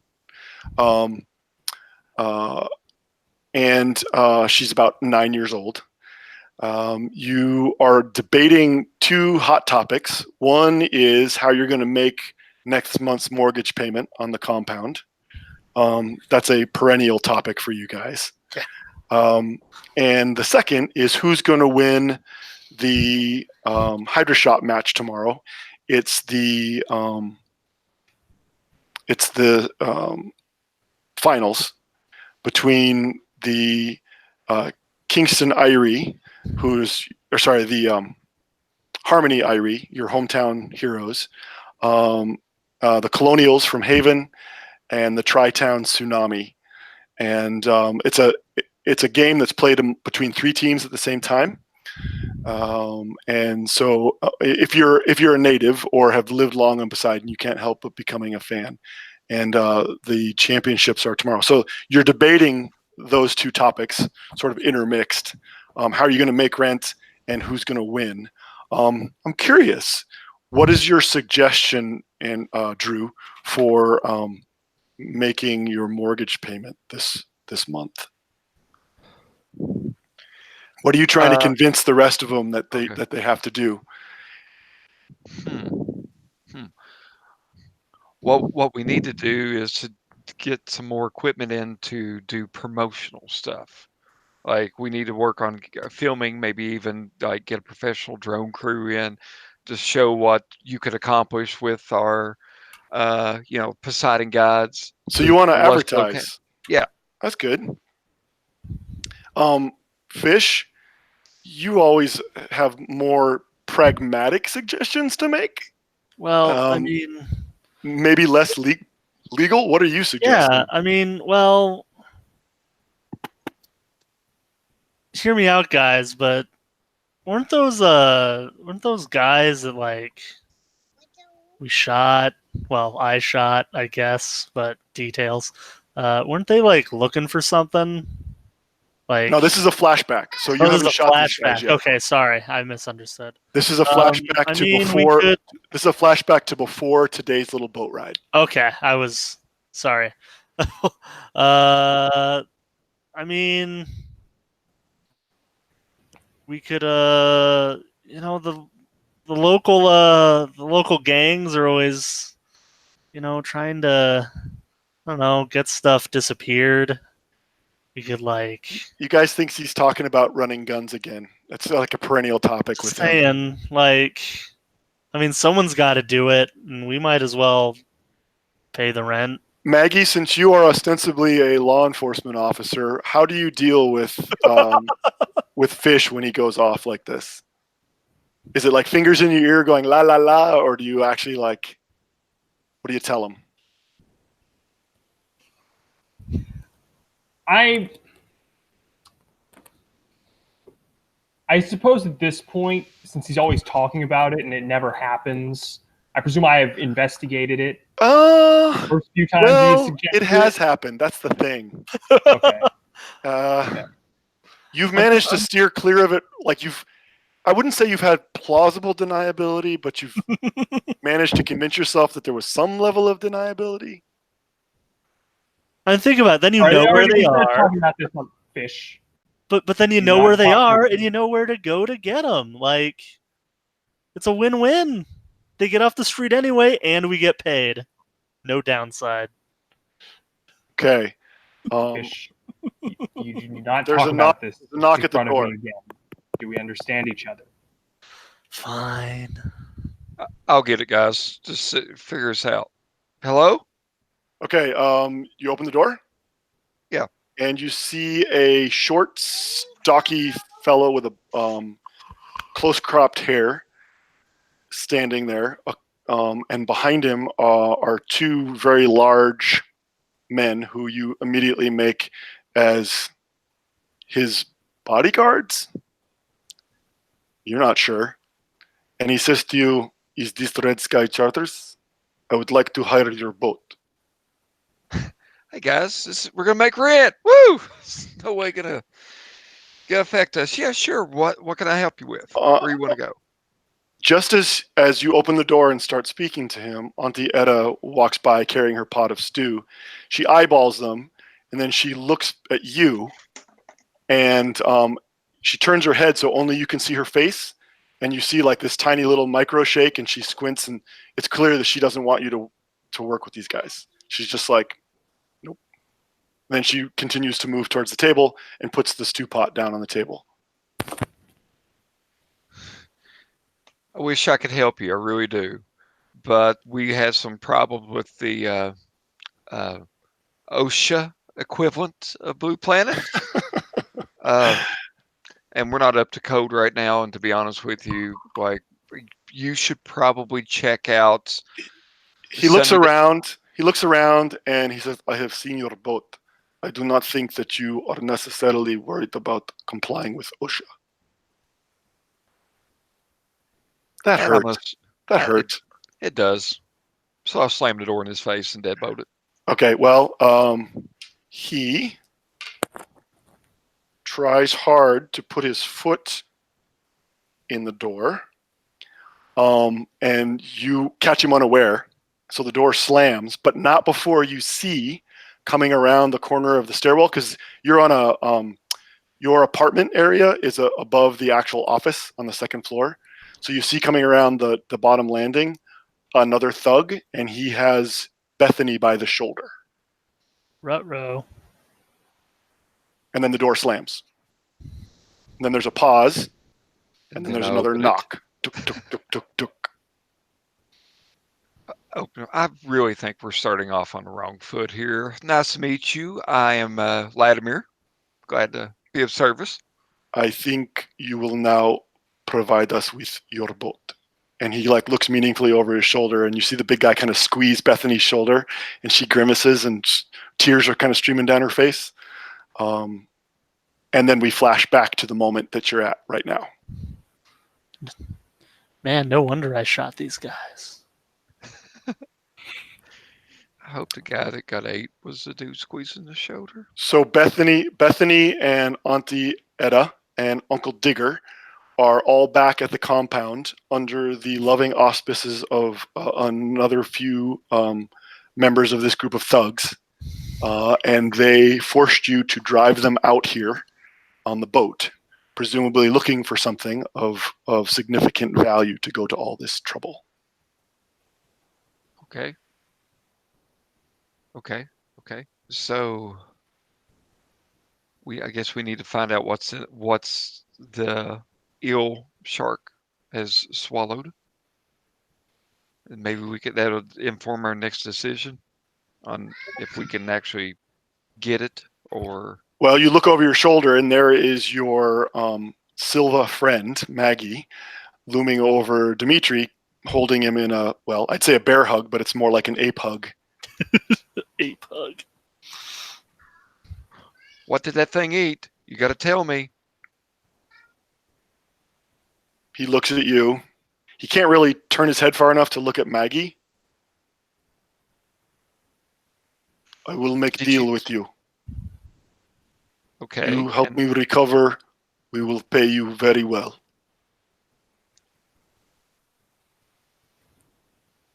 We will forget that you cross us, and we will pay you very well. Maggie, I look up at her, and she's giving me that no face. Maggie, you're giving me the no face, aren't you? I am, but Call off your goons. So one thing you would know as members of, as residents of Poseidon is the Gorchov family has ties to the Russian mob and are sort of the predominant sort of backers of organized crime on the planet. If there's an extortion racket, a smuggling racket, protection racket, anything like that, they are probably involved in it. What you would also know is that one of the few places that their influence is not very strong is Harmony Town, where you guys are from. Because Harmony is kind of ruled by an interrelated collection of gangs that is collectively known as the New Gaia Collective. And they do not take kindly to Gorchov poaching on their territory. So you can imagine why they came to you guys, a struggling, semi-legal, desperate little operation, to drive them out to make this recovery.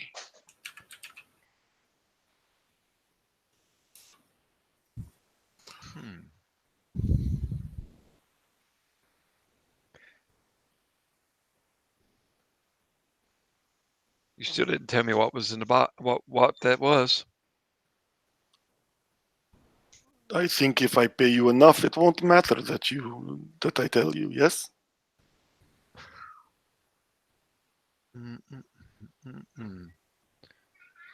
Fish, you know what this guy's up to? Do I have any idea? No, not. I mean, you've got no information to even guess on. Yeah. You can imagine that if this thing swallowed it, it had to somehow get into the water. And you're out in the middle of nowhere, so you're not quite sure what that would imply. Yeah. But it certainly couldn't have been the plan. Nope. And whatever it is small enough to fit in its mouth, but it could easily swallow like a largish packing crate. Packing crate, something that size, maybe. I don't know. Okay, so I'll tell you what. I'm gonna try to walk over and pick up that little locator, that beacon tool he Okay. was using beforehand. Yep. It slid around the deck, and you have to kind of look around for a little while because the boat's been pitching and the water's come aboard, but you find it kind of stuck in a scupper, didn't quite fit through. Okay. So I am going to drive right now, Fish, and stay ahead of this thing. Okay. Fish, can you get something for Maggie to restrain our friend here? Assuming that you understand how the tracker's working, it makes it a lot easier to anticipate where the lesser white is and stay ahead of it. Okay. Let's find, we got the guy's gun. He doesn't have anything to attack us, so Maggie can probably just release him and we'll figure out what we're doing. Well, right they now. used zip ties on you guys, and there's plenty of those left. Yeah, I was gonna say there's probably some zip All ties. right, I will zip tie Dimitri and the 2 remaining guys, I suppose, although if they are still living. Yeah, you've managed to stabilize them, but they're hurt bad enough that they're not going to be any kind of factor. But zip tying them up is probably not a bad idea. Guess somebody could go down, like Fish, maybe while somebody's got a gun, whoever. But see what we got in the stores of the boat. Yeah. That would inform our next decision. I will do so. See if there's anything that might be useful for a little bit of deep sea fishing. All right. So there's a variety of things, but most applicable to something this size, you have a set of spear gun spears with explosive tips. Ooh. Yeah. Not the kind of thing that you might have on a fishing boat on Earth, but on Poseidon, it's kind of a standard gear. Makes sense. Okay. I'll bring those up and be like, hey, we got these still. Is it possible to first aid myself while I have the automated, staying ahead of the... Oh, if you're just cruising the boat, I mean, it's almost an afterthought. It's not hard for you to do both. All right. So, yeah. And it's not that interesting. I mean, failing this test, if you can't tie the bandage on, you just try again, right? So, I mean, yeah, true. Yeah. So you relieve yourself of the penalty. You still have the injury, but you don't have the -1 penalty. Hey, Maggie, how about you explain to our friend what these harpoons do once they hit something? So, depending on what this big monster swallowed, that we're going to use to get our family back. All right. Mm-hmm. All right. If there is any chance of retrieving the artifact, the item that you want, we will need to use explosives. Is that going to be a problem? Yes. I mean, if you blow up the, shall we call it the item, as you say, then it will be of no value to anyone. All right. How sturdy is the item? What would happen, say, if we shot an explosive harpoon into this lesser white? What do you think? Do I look like a fisherman? Suppose not. I mean, it's like a bomb, yes. So, like grenade, maybe. So maybe you kill it. Maybe you piss it off. Maybe you blow up the item. At this point, I think you have taken away most of my agency. So fuck you. Oh, God. All right, so... I'm going to end up in water with these guys anyway, so why should I help you? You don't seem to want to cooperate. I offer you money. I try to make deal. You say you businessman. I don't see it. We're just trying to do what's right. So look. Right, wrong. There is no such thing, especially here on the frontier. There's only what make you survive. Call off your people and we'll do it. I look at Maggie. pleadingly. Just call off your people. Tell them to leave it alone. We'll let you go.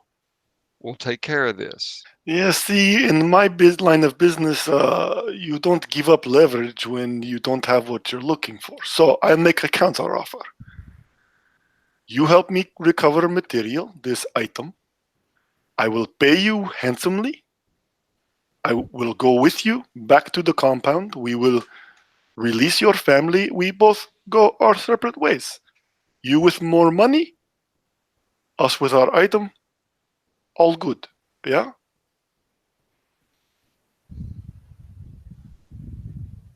Pinging fish. Say what? I mean, I was just telling him to.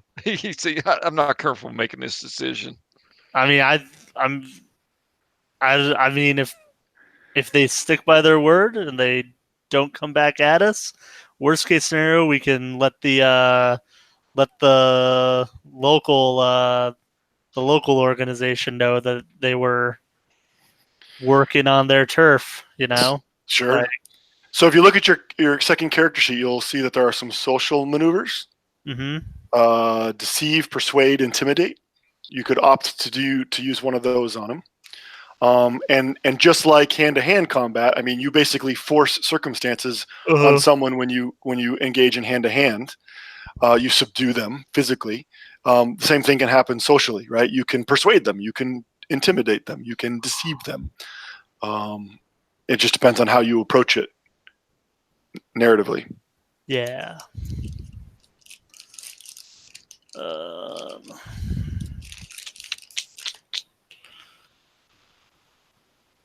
Not the best when it comes to I guess I have decent deceptive.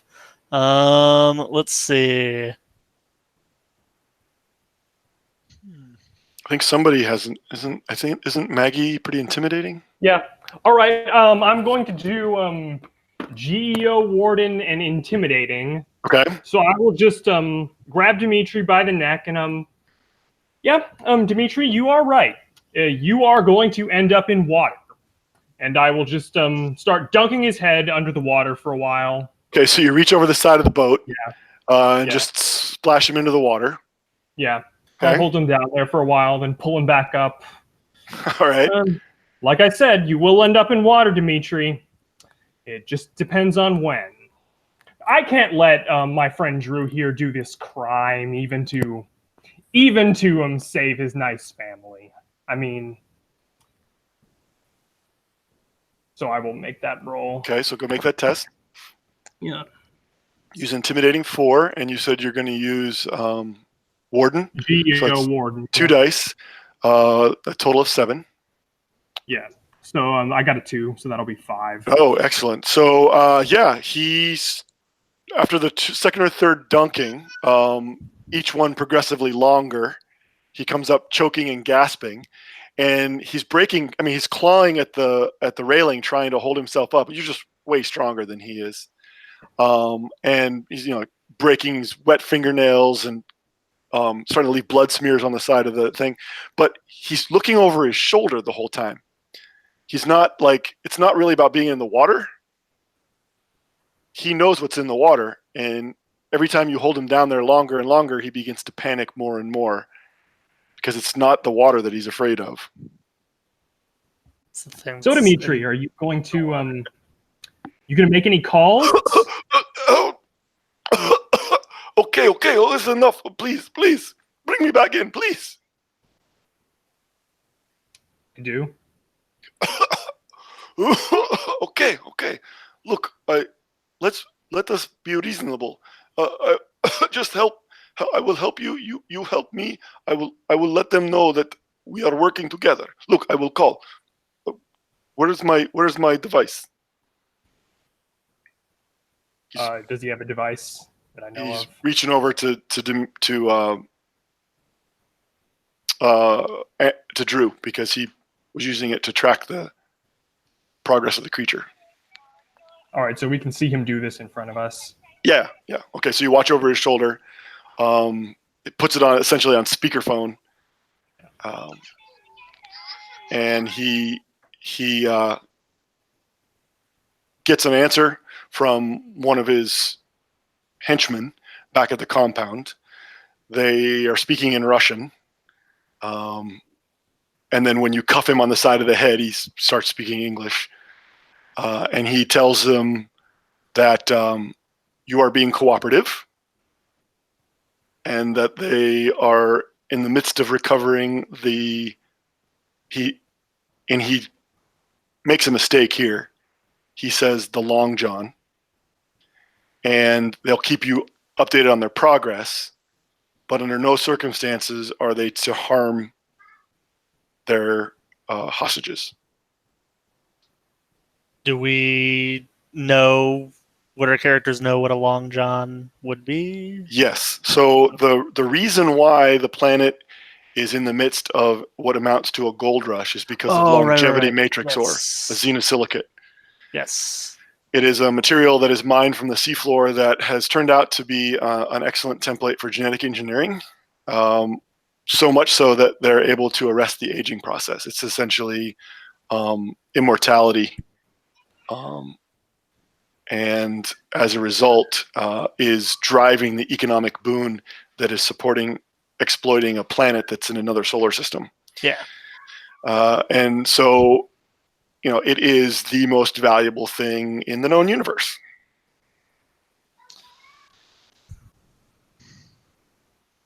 Shoo. So, in theory, we could potentially never need to worry about rent again. If we deal with these guys and also, get our friends and family back.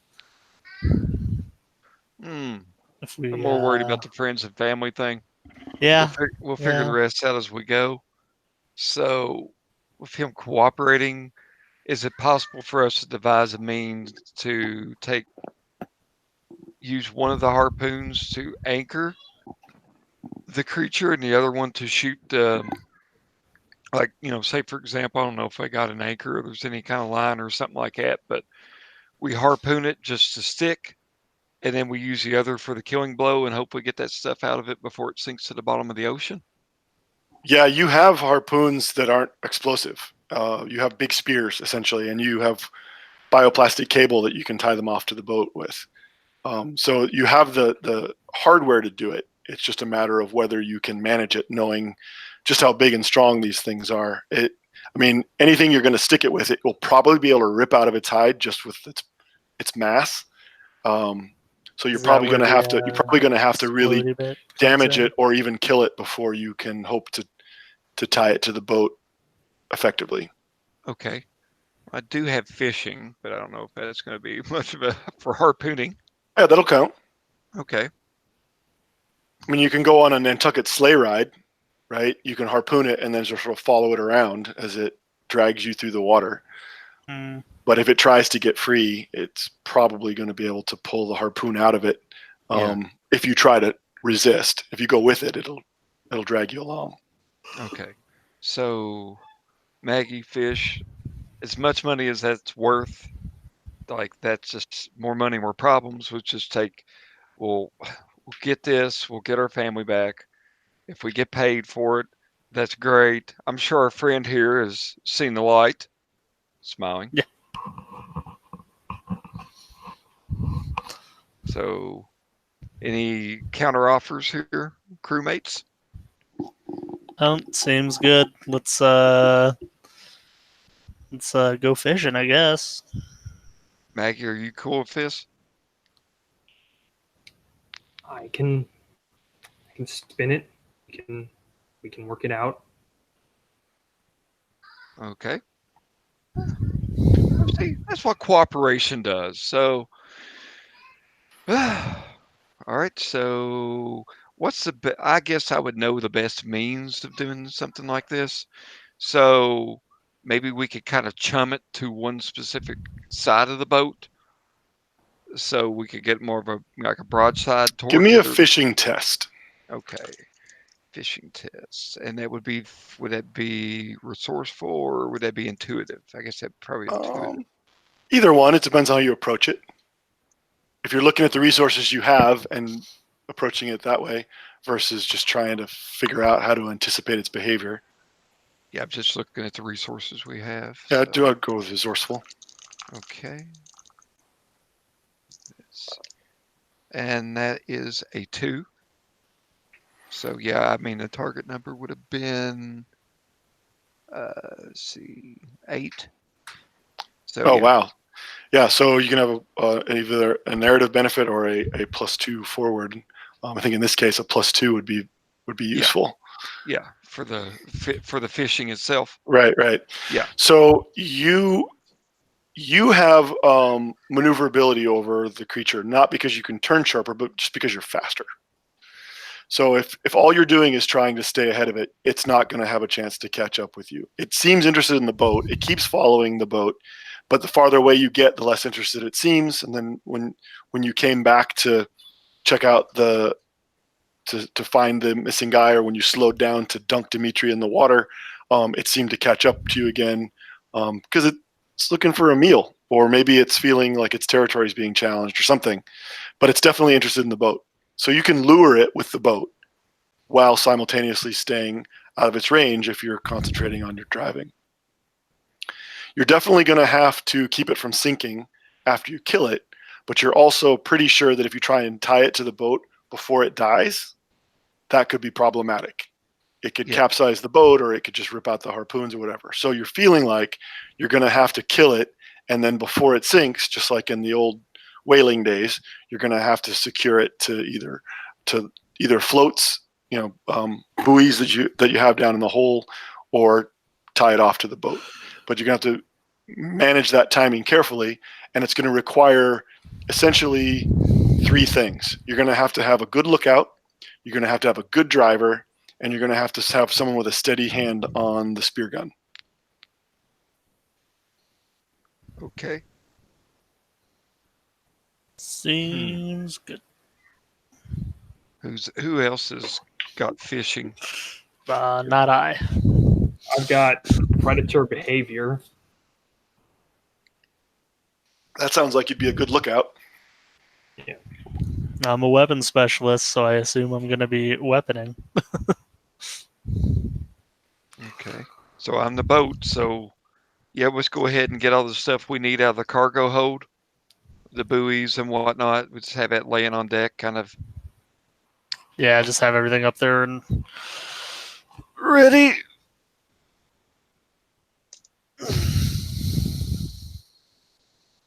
Sounds good to me. All right, so describe to me, paint a picture of what it looks like as you guys are getting ready, and how you actually make your approach to lure in and attempt to kill this creature.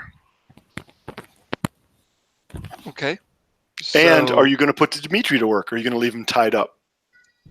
I think as a show of goodwill, I think, like, what do you think? Like, folks, I think it's a good idea, because this kind of hurts, and I would like to have them off, but also, it's sort of indignant. I don't feel like this is very respectful.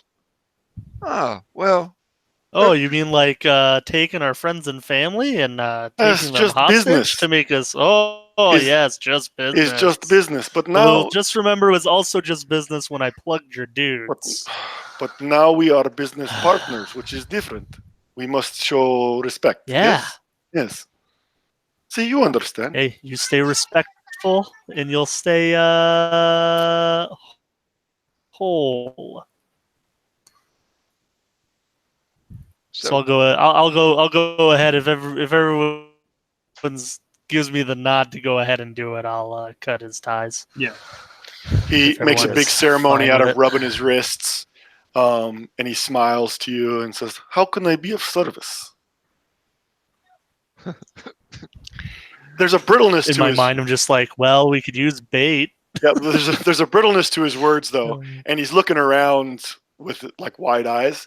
He's playing it cool, but he's not feeling it. well, He's way out of his comfort zone here. Yeah.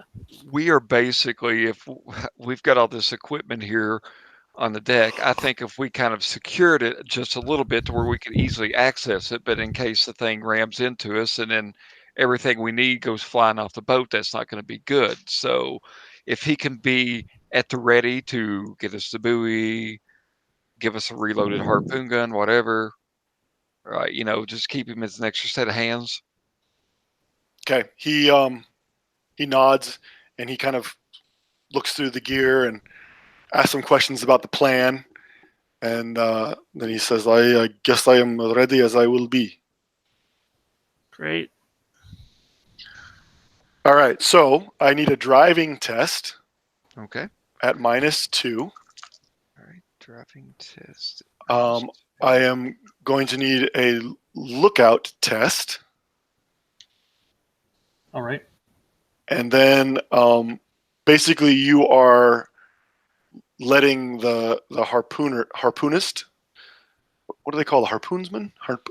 Harpoonsman? I don't know. The shooter, you are letting the shooter know where it's approaching from and kind of its approach vector. All right. And then I will need a shot from the harpoonist, and that's going to be, given the movement of the boat, the fact that it's underwater and you're shooting from the air, and its own movement, that's going to be at a -4. Oof. Okay, I'll do. Okay. And spear guns aren't really meant to be shot in the air anyway, but Yeah. Okay. All right, it's I'll not do really a aware. harpoon gun; it's a spear gun for like actually being in the water with Okay. targets. Makes sense. Okay. All right, I failed it. That, so I'll spend my mental strain to. Okay. Reroll. All right, and I'll have a 1 on that, or Excellent. a 4, or a 4. So it'll be margin of success of 1 for Okay. lookout. Okay. Drew, how was your driving test? Okay. I rolled a 2, and that looks like I had a question though. Mm-hmm. With this in particular, this isn't as much a coordination, is it? Like, or It's kind of it's a timing and technical thing. Just So- knowing like how much power to give it and which way to turn. so that's I'll gonna be go with intuitive. coordination because you're jacked in, right? Your Yeah. movements become the boat's movements, so Okay. they'll go yeah, together. So with that, yeah, the 2 would definitely get it. So that would be, yeah, I guess my number would have been 6, I think, Oh wow! So you get a. if I'm doing this right. And are you adding your +2 forward from the last? No, I did not. Okay. So So it's you a get little bit- another +2 forward, Oh, or a sweet. narrative benefit, if you want. I'm gonna double down on +2 forward. Okay. All right. And then So harpoon it in. once you get Dimitri organized and you feel as though your preparations are as thorough as they can be, Drew brings the boat around in a big circle. You're knifing through the swell, and you are approaching the creature in a way that causes it to have to keep turning. So now it's your turn to spiral around it, essentially, as you're getting closer and closer. And you find that that's sort of the easiest way to control its forward progress is by making it continue to turn into a tighter and tighter arc.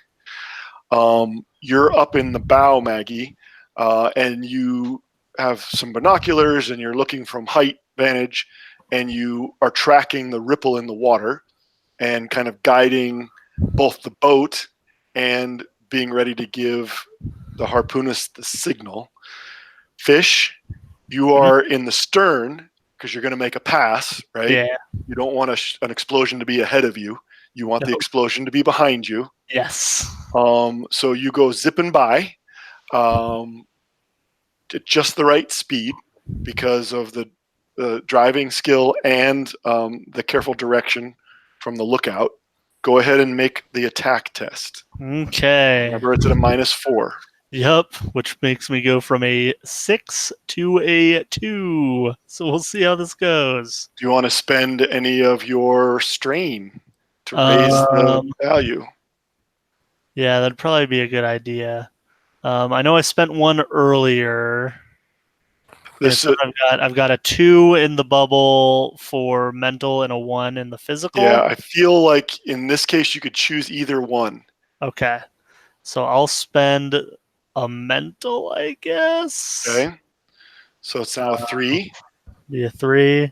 Okay. I still have more for a reroll later. I'll let you aim, Okay, I will do so. but if you aim, that's going to be a delay. And what the cost of that aiming is that Drew has to make another driving test. No, I'll just do it since Okay. I already hit enter on the roll. Oh, okay. So I got a 2, so that'll be a margin of 1. Okay. The spear launches out somewhat clumsily, right? Because it's designed to be shot underwater where its fins will carry it through the denser medium. So it makes this sort of like undramatic arc and plunks into the water, but it's immediately followed by a gout of foam and red mist as it explodes. Let's see what kind of damage it does. All right. There is you zip away as the creature essentially coasts to a stop behind you, the foaming pink water around it, but it's quickly lost to sight as you zip out in your continued arc.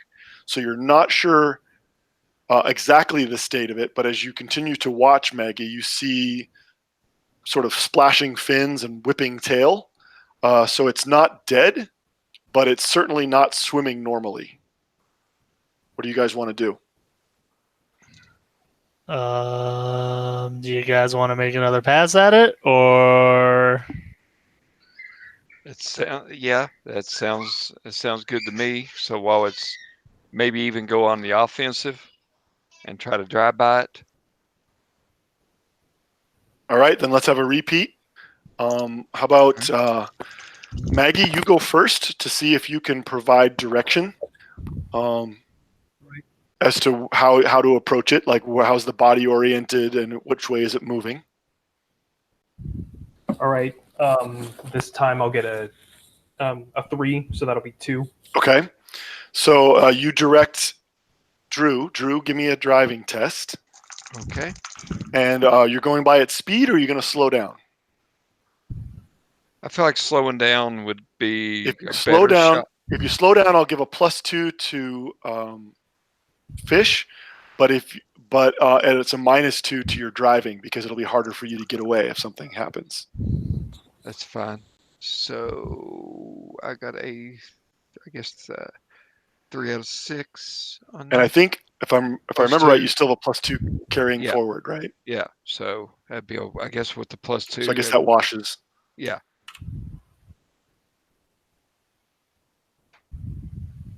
So I guess, yeah. I guess that made it then. So if I said it was 3 out of 6. 3 out of 6. Okay, so you coast up past it. It's a hydrofoil, so it starts to sink back onto its hull as you slow down. Mm-hmm. It's your chance to shoot, fish. Cool. So I've got a +4 this time, or sorry, a total of 4 this time.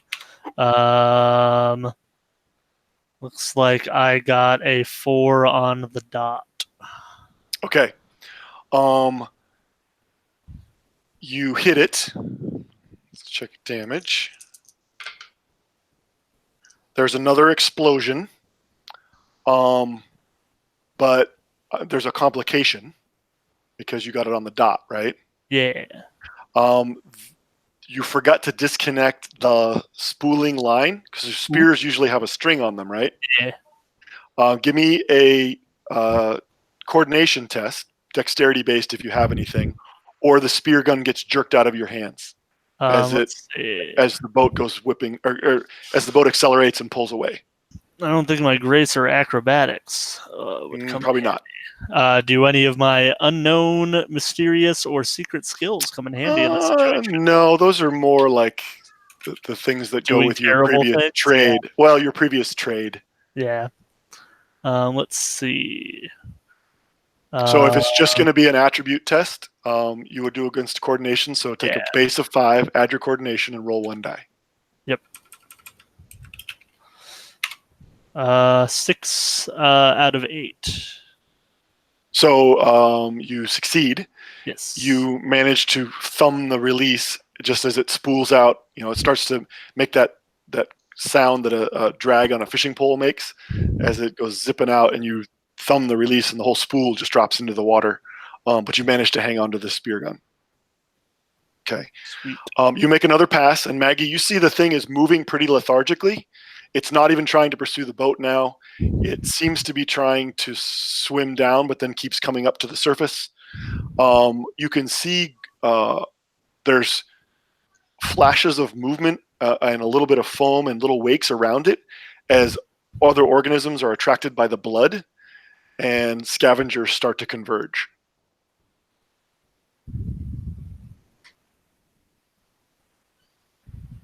All right.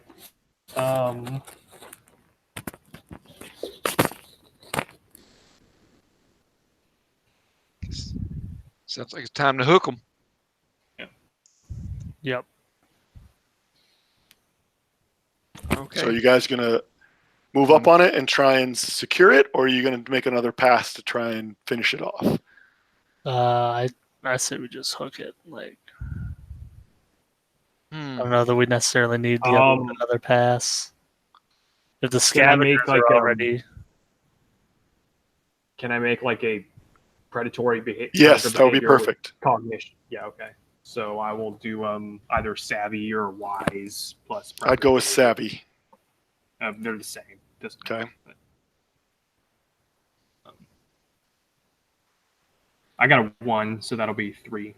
Yeah, you're pretty sure that you guys would be able to tie it up. But what your assessment tells you is essentially mechanically this. It's going to be more challenging to tie it up, but there's not a chance of it sinking out from under you. If you wait till it's dead, there's actually going to be a chance that you're going to lose the whole thing, or one of you aquaforms may have to go diving in after it, which would be a different kind of dangerous. So there's a chance that it's going to be harder to tie up and it might damage the boat versus a chance that you're going to lose it. I say we risk the boat. If everybody else is cool with that. sure. Yeah. I'm fine with it. Okay. So with Dimitri's help, you arrange some big fish hooks on short lengths of chain with cable tied to them. And you both are ready to sort of reach over and hook several of these into the hide. They've already been secured to cleats on the boat. So what I need from the three of you is I need Maggie to guide the boat in. I need Drew to drive the boat.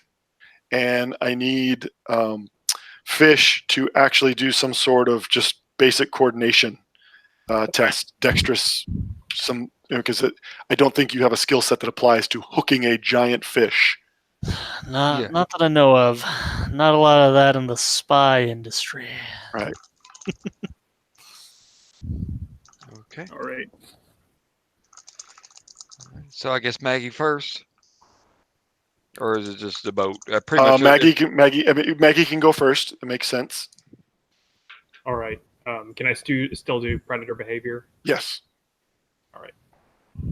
Is it lying doggo or is it really hurt? Right. That's what Yeah. you're trying to All decide. right. So that'll be a 2, so 3. Okay, you succeed. You pretty sure it's Dunsky, but you still, just for safety's sake, have Drew drive in behind it so that it's going to be harder for it to turn on you if it's really just lying in wait.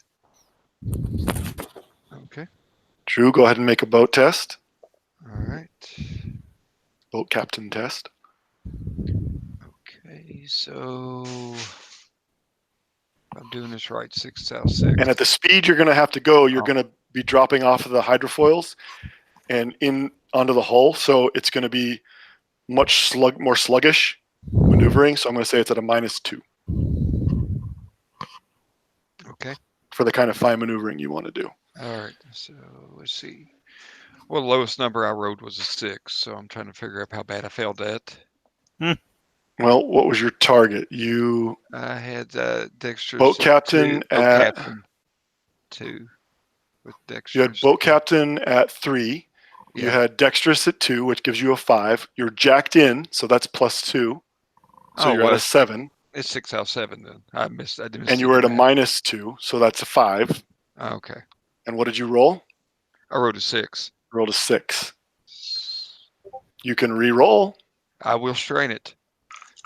I will strain it. And because you're using dexterous, you could use physical if you want to, or you could use mental. But I think you've already spent one of those. Yes, I'm gonna do physical. Okay. And looks like I rolled a 1 this time. Okay. You sidle up like you're doing a perfect job of parallel parking. However, you're parallel parking next to one of the most feared predators on the planet. This would be serious YouTube material if you had thought to film it. So you pull up next to this thing, and Fish, you and Dimitri lean over the side and start hooking in a series of these big gaffs chained to the boat. Give me just some sort of general test of your. Actually, you know what? Let's just sticking in the hull in the side of this thing's not going to be difficult. Okay. I think it's more like a psyche test, right? You're basically sticking your head in a lion's mouth. Okay. So let's test against that. Sure. Would intense work for that? Oh, hell yeah. Cool. Well, I rolled a 1 either way, Perfect. so pretty sure that's a critical. All right, so let's say narratively it's not coming free. Yeah. You've got it secured, and the only way it's going to come free is if you cut it free. Seems good. Okay. I described it earlier as having an ablative hide that intentionally, like evolutionarily, sloughs off to keep predators off of it. Mhm. So when these hooks go in, they sink super deep, and they don't even cause any bleeding. They don't really seem to even hurt it. But as soon as it realizes that it can't move, it jerks around a couple of times, and the boat does this really kind of horrible shudder. A couple of the cleats actually pop free of the deck, and it sort of sprang into the water on the end of the cables. But the other ones you've hooked in hold it secure. And really, it's just a matter of putting some pistol rounds through it. Maybe several clips worth of ammo into it to just essentially subdue it, bleed it out. It doesn't kill it. It just eventually blood loss to the point where it dies of shock. Goes unconscious. But it takes probably half an hour for this to happen. Mm-hmm. And you discover a new problem as you wait out its bleeding. As you drift along, unable to really drive the boat anywhere because it's got this massive 8-ton weight dangling off the side, you're leaving this big blood slick behind you. Oh, yeah. And the water is getting busier and busier, and things are breaking the surface and taking little bites out of it, and various kinds of scavenger avians are collecting over you. So there's this big sort of swirl of birds marking your position. But eventually, as these creatures begin to gather in numbers, it seems to die. It's no longer pulling on the ropes. It's no longer jerking. It's just sitting there just at the surface. How big is this crate? Maybe we can get it out of it. And Dimitri holds his arms up and kind of makes a cube shape about a meter long and maybe half a meter tall and half a meter wide. Then he kind of shrugs. Shit. Cut it open, pull it out, drop the fish. I mean, if I have to, I will crawl into its mouth, but I'm not going to like it.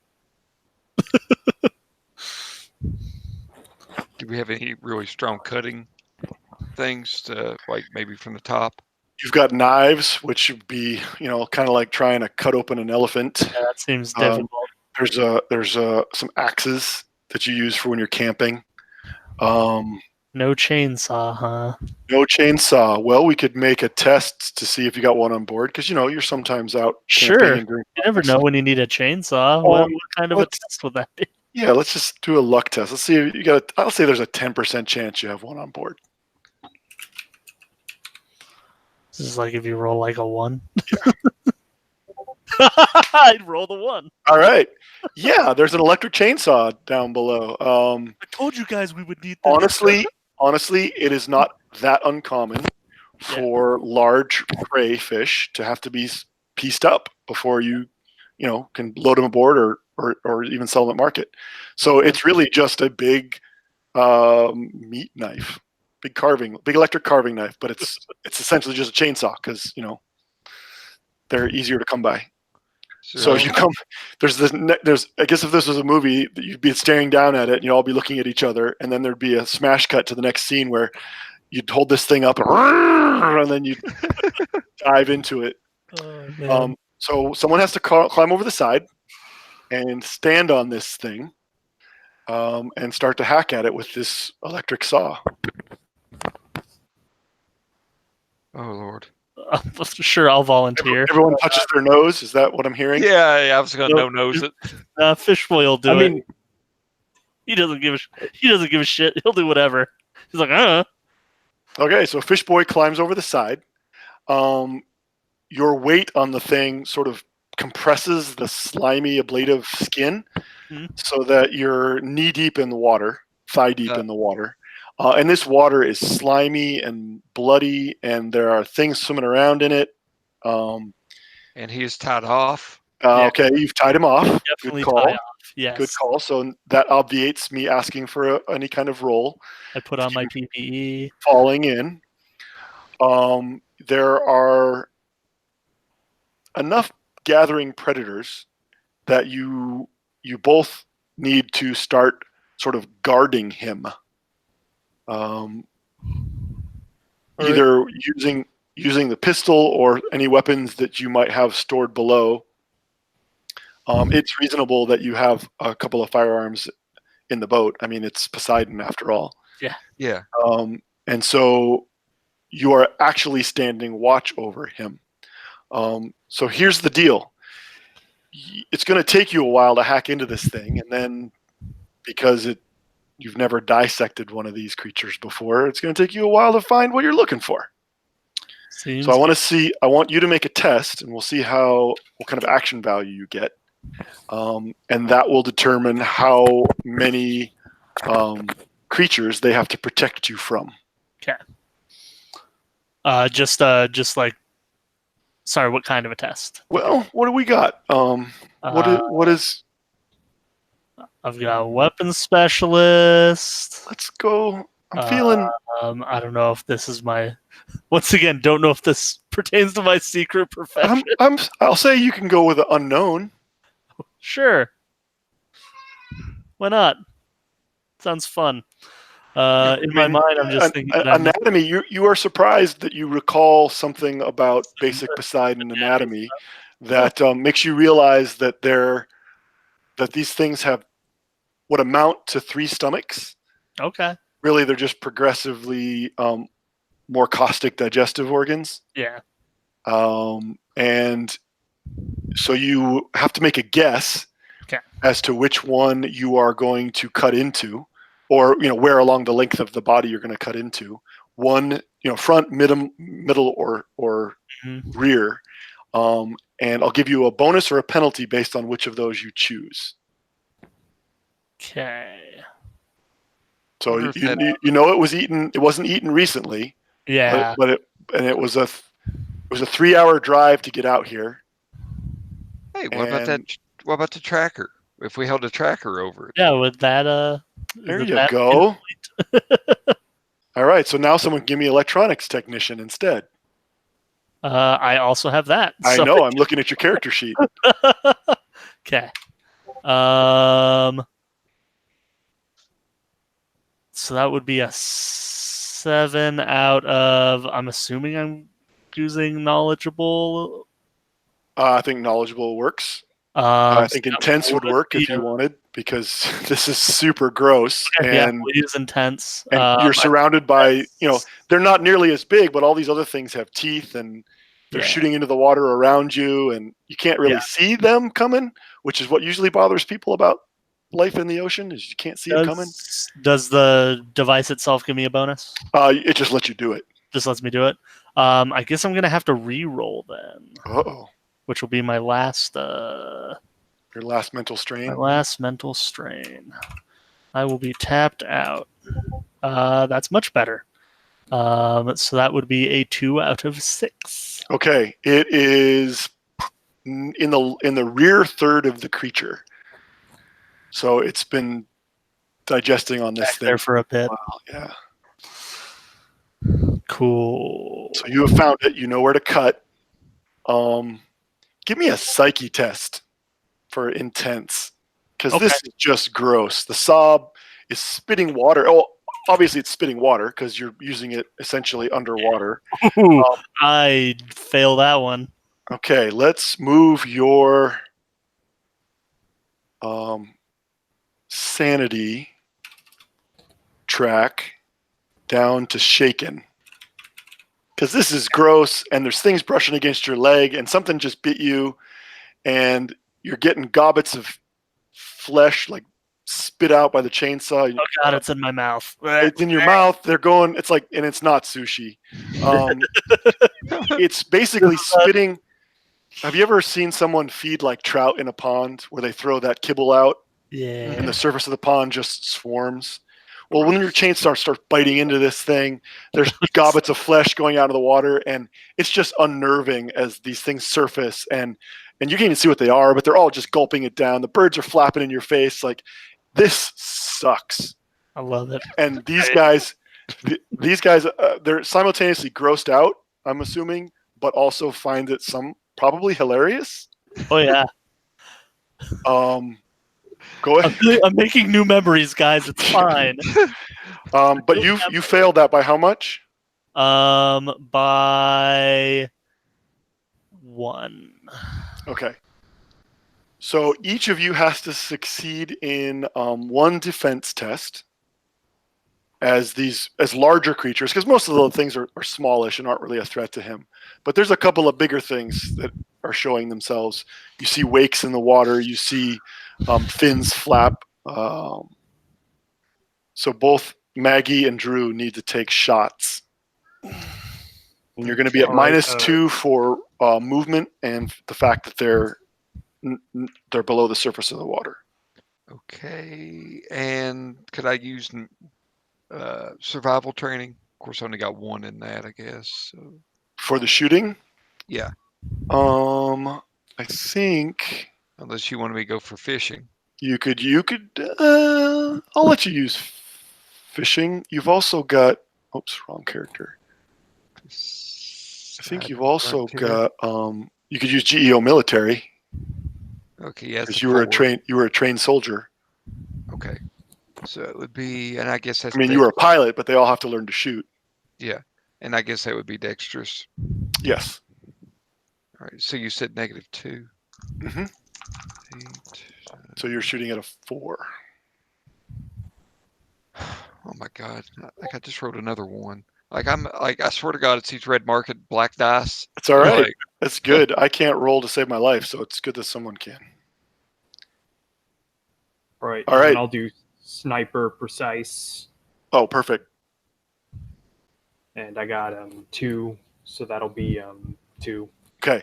So this is just a matter of you're not shooting a single creature. This is just how good a job you're doing fending off all these different animals while he's cutting into this thing. But he didn't fail so badly that it took him hours and hours. Within probably 10 or 15 minutes, you have hacked out this sort of trench, and you guess that's a stomach. And then as soon as the saw cuts into it and the smell comes out and bubbles up through the water, you have to roll another psyche test, or you just lose your lunch all over the place. Okay. yeah, that's the worst part about cleaning an animal. Actually, I suppose that would be a physique test, not a Chat test. Yeah. Would tough work? Yeah. I'll give you that. Okay. I succeed. All right. So you managed to clamp down on your jaw and hold your lunch in. But that bubble reeked. But you've cut into the stomach. And now all you have to do is sort of like get down on all fours and dunk yourself into the slimy water and reach down up to your shoulder and try and grab a hold of it. Great. I shall do so. I guess. Okay. So, what do your mods say? Are you an aquaform? You're not an aquaform, are you? Transhuman, multi-gland. Okay, so you don't have anything that allows you to hold your breath for any exceptional amount of time. Nope. So in 30 seconds, because you're active, you can't hold your breath too long. In like these 30-second bouts, you're like dunking yourself down into this slime pit, reaching down inside and trying to make sense of what you're feeling around for. And it's gross. Your head comes up and you and these guys are yelling at you and laughing at you, and you duck your head back down and you reach down inside and you hear more gunshots, boom, boom, boom. And there's just this sort of creepy sensation between your shoulder blades, just waiting for something to grab a hold of you. This is kind of one of the, you can't really think of a grosser, more anxiety-inducing like thing you've done in a long, long time. But I'm sure when I had my memories, there'd be something. well, that's the thing. The scary bit is it's just been a while. Yeah. It's not that you've never done it. Yeah. There's times when you've been more scared and times that you've been more at risk. But this is reminding you of that. Ooh. So you're reaching down around inside there and you feel something that isn't soft and squishy like the lining of a stomach, but kind of hard and definitely made of metal. Mm-hmm. What do you want to do? Grab it. Okay, you grab a hold and you pull. Give me a physique test. Just straight physique. Um, Tough work for sure, it. Sure. Okay. Good, because if not, my physique is bad. Oof. Nope. I fail by 3. Okay, this is really a test to see how long it takes. You have to keep ducking your head down there, and you keep pulling, and you're simultaneously panting and trying to hold your breath. You've swallowed mouthfuls of the salt water with blood, and gobbets of flesh are sticking to your face. It is seriously gross. And it's not funny anymore, the other two of you. It's just, he's like this bloody ghoul, It's just and it's just gross.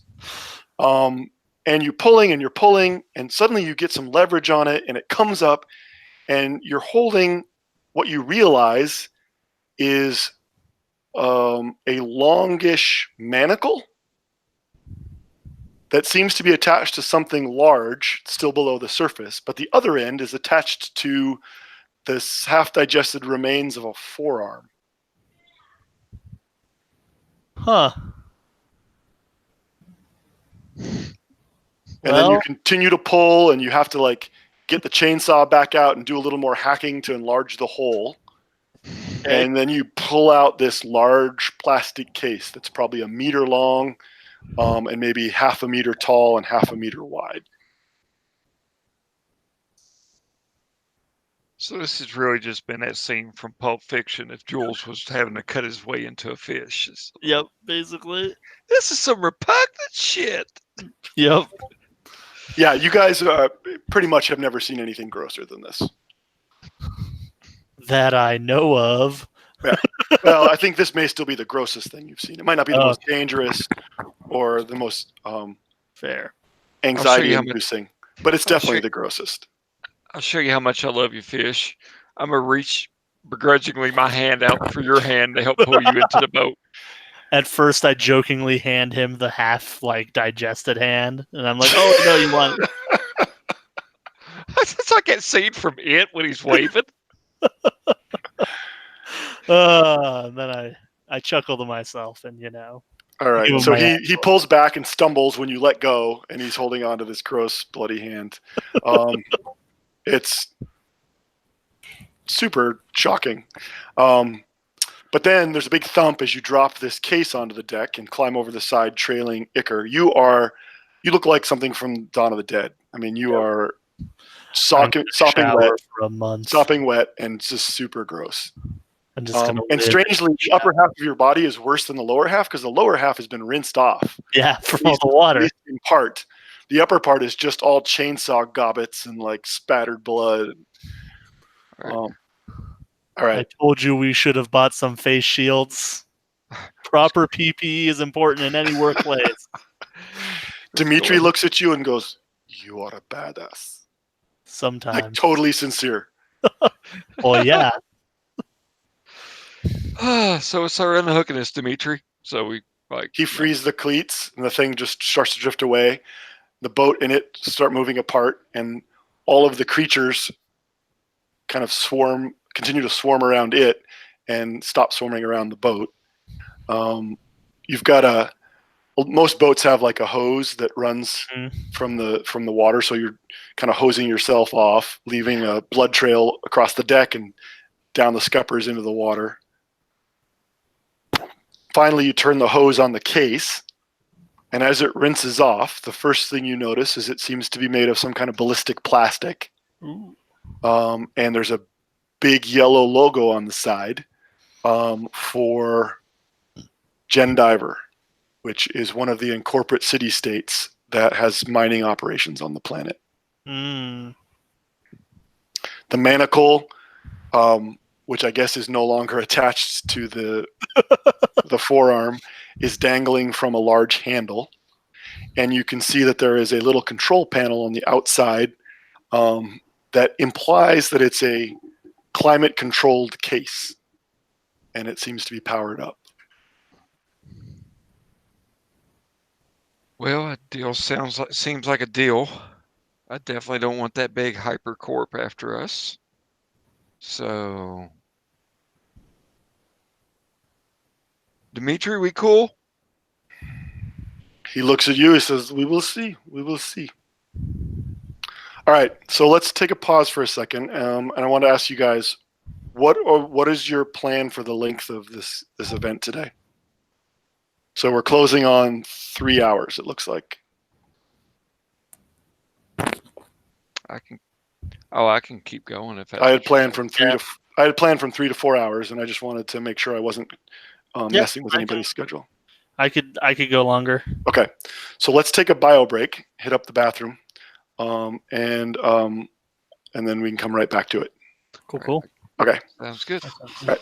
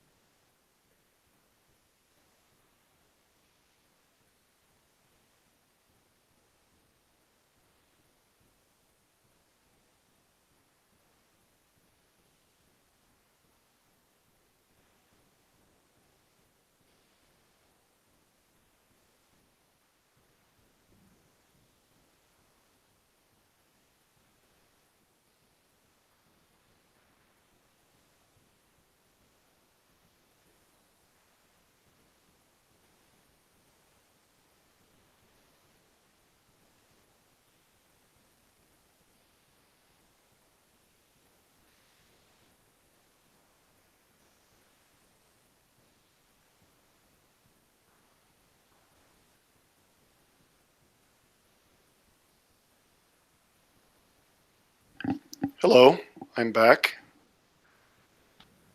I'm still here. Okay.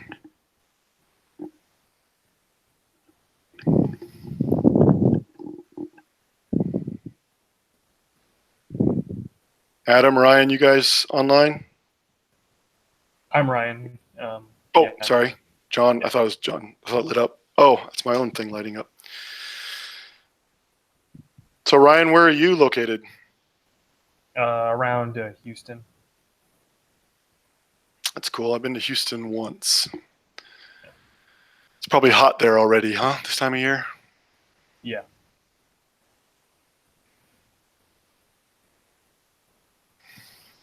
So what game do you usually play? I usually play. I usually run Edge of the Empire. Oh, nice. Okay, I'm back. All right. Okay, so you guys have some choices to make, and I'll set the sort of landscape, and you can decide what you want to do with regards to that landscape. You've got a 3-hour trip back, even at your best speed. You have a mid-level Gorskov enforcer that you've made a tentative deal with. You've got 2 of his henchmen who are both critically wounded. One who is dead and gone. You have your own family or friends being held hostage by some other of his henchmen, and presumably their superiors, know what they're about. So it's not like there's like you've been able to kind of contain knowledge about what they're up to. You have an indeterminate amount of contraband, presumably stolen, long john, and we can get back to that in a minute. But it belongs to one of the most powerful corporate nations on the planet. You also live in a town controlled by the New Gaia Collective, which are sort of very territorial and violent business rivals of the Gorkov family, which puts you and your family kind of between a rock and a hard place, but a 3-way rock and a hard place. So you've got Gendiver on one side, or at one point of the triangle. You've got the New Gaia Collective on the other, and the Gorkov family on the third. So you need to. You would be aware that you need to make some wise decisions. Yeah. Because if New Gaia finds out we're working with the Gorkovs, it's not good. I'll be saying like all this kind of stuff over the link, by the way, so that Dimitri's not participating. No, he doesn't get a say. He doesn't get a vote. They wouldn't like that. And if the Corp guys find out about this, they really wouldn't like that. Maggie, you're as the more legally minded member of our of our little cadre here. What are some of your opinions?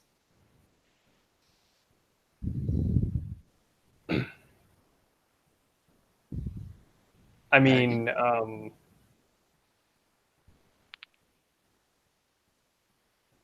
Maggie, you would know one thing, that in speaking, as the sole GEO representative, the Global Ecology Organization representative, the government representative, they are essentially at war with the Gorchov family. They're public enemy number one. Their relationship with Gendiver is also politically terrible. They're always doing black bag operations against each other. And so really it almost they could become another player in this, either on purpose or accidentally, that could really sort of change the balance as well. All right.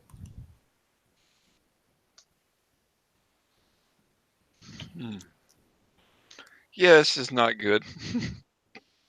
Rocks and hard places and all that. Yes. Okay. So, shit. As we're driving, that. So in the 3 hours, you need to decide what to do.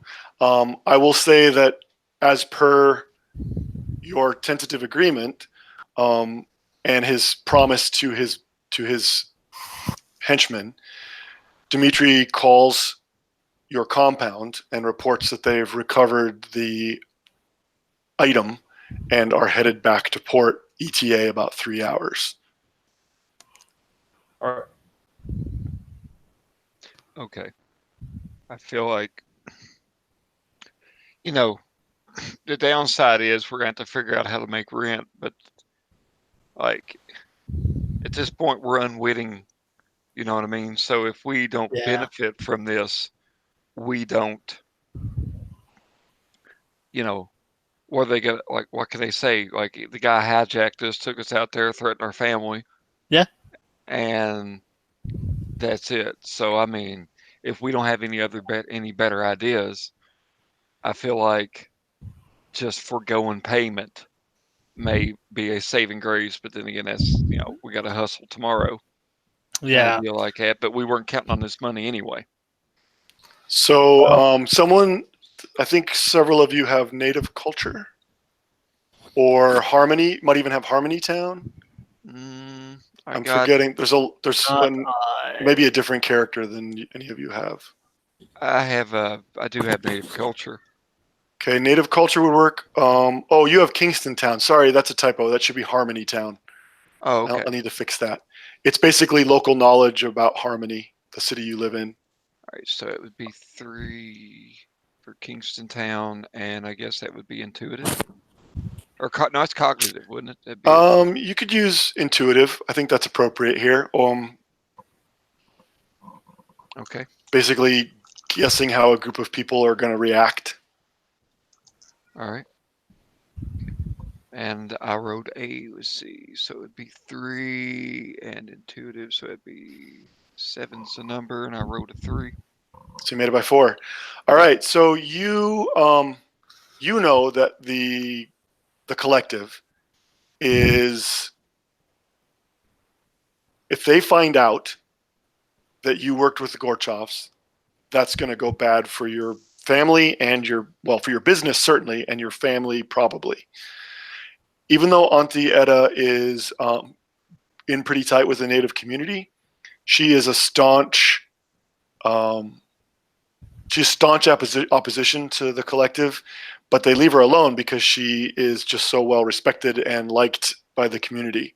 She's sort of the local elder, and they know that there would be a lot of goodwill lost if they moved against her, even though she is outspoken against them. Yeah. She knows where to draw the line. If they found out that you worked with the Gorchov, if they found out that you had a large sum of money in your possession and passed it off to the Gorchovs, that goodwill would probably not be enough to protect you and your family. At the very least, you would owe them. At the worst, they might have to make an example of you. Yeah. That's kind of what I was thinking how it would be. So one of the things I've been thinking, we tell them, like, hey, there's Gorchovs, they forced us into a thing. We've got them and their goods. Help us deal with them, and we can move our deal to you buying this stuff as opposed to them getting it. Okay, so you're going to call ahead basically and try and arrange a welcoming party? Sure. Okay.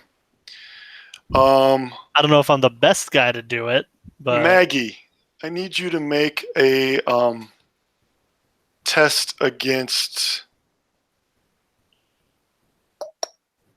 GEO Warden. Or actually the Sierra Nueva district would be fine too. All right, Sierra Nueva district and what? Savvy. All right. So 3 dice against a 4. Yeah. All right, I got a 2, so that'll be 2. Okay. You are quite certain that if anybody gets this, besides the incorporate, they're not just going to give up. They're going to have some of their spec ops guys crawling all over Harmony trying to find it. Because this is a big case. Mhm. And anybody have colonial culture? Not I. I have How about colonial. newcomer culture? Nope. I have colonial affairs. Colonial affairs. I'll give you a colonial affairs if you want to make a test against that. I got a tag that says newcomer. That's not the same. Yeah. All right, I have no idea. Got a Okay. 10. Any of my secret skills? Yeah. You could make a secret. Secret it is. Secret plus what? You have calculating, right? I do. Critical? Okay. That's very good because you learn 2 pieces of information. When I First used to be a is spook? Mhm. Say what? When I was an operator? Yeah. So two things. The first is you're looking at this case and you realize you've seen things like it before. Everyone's seen it in the movies, right? Because Sure. Long John has become the MacGuffin in just about every action But I've movie seen that's it made. in person. You remember seeing this shit in person, Oh, and damn. that's pretty rare.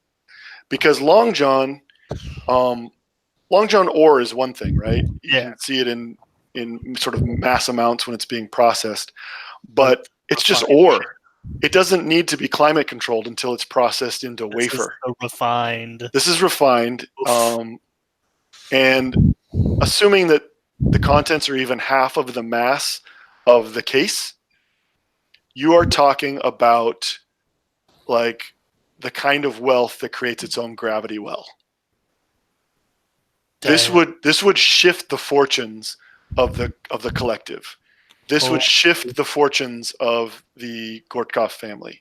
Yeah. It wouldn't ruin Gendiver to lose this, Sure. but they would have their stocks would go down, their exchange rate for their script would be hit, and they would not give up trying to find it. This thing is the biggest danger magnet you can think of. Guys, I think I just remember. You know how I don't have memories? Well, I think one of them just came back. And this isn't ore. Ore doesn't need to be climate controlled. This is like the refined stuff. And like enough of it to, I don't know, make anyone a real big deal?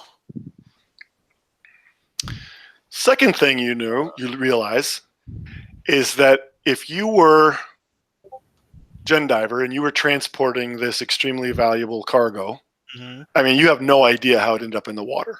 Yeah. But that was a serious mistake on somebody's part. Something was either very clever on the part of the Gorkovs or somebody really fucked up. But you wouldn't just trust it to be transported by even a guy to whom it's handcuffed with a bunch of guards. It would be like a team. There'd be a team, and you'd probably also put a tracking device on it. Oh, hey. Because, Dimitri was tracking it somehow. Yes. I will also give that info. That, if you can track it, and this is what you realize, if you can track it, someone else can track it. We might want to call them, let them know we recovered their stuff. So what it basically comes down to is you have 3 very powerful, and at least in the context of your lives, powerful organizations that will not forgive you if they don't get this payoff. And you have very little recourse to protect yourselves from them without some clever and wise action. Yeah. So you've got 3 hours to discuss this as you are headed home, and you guys have to decide how you want to approach it. Thoughts? My first thought is always Yojimbo it and play everyone against each other. But I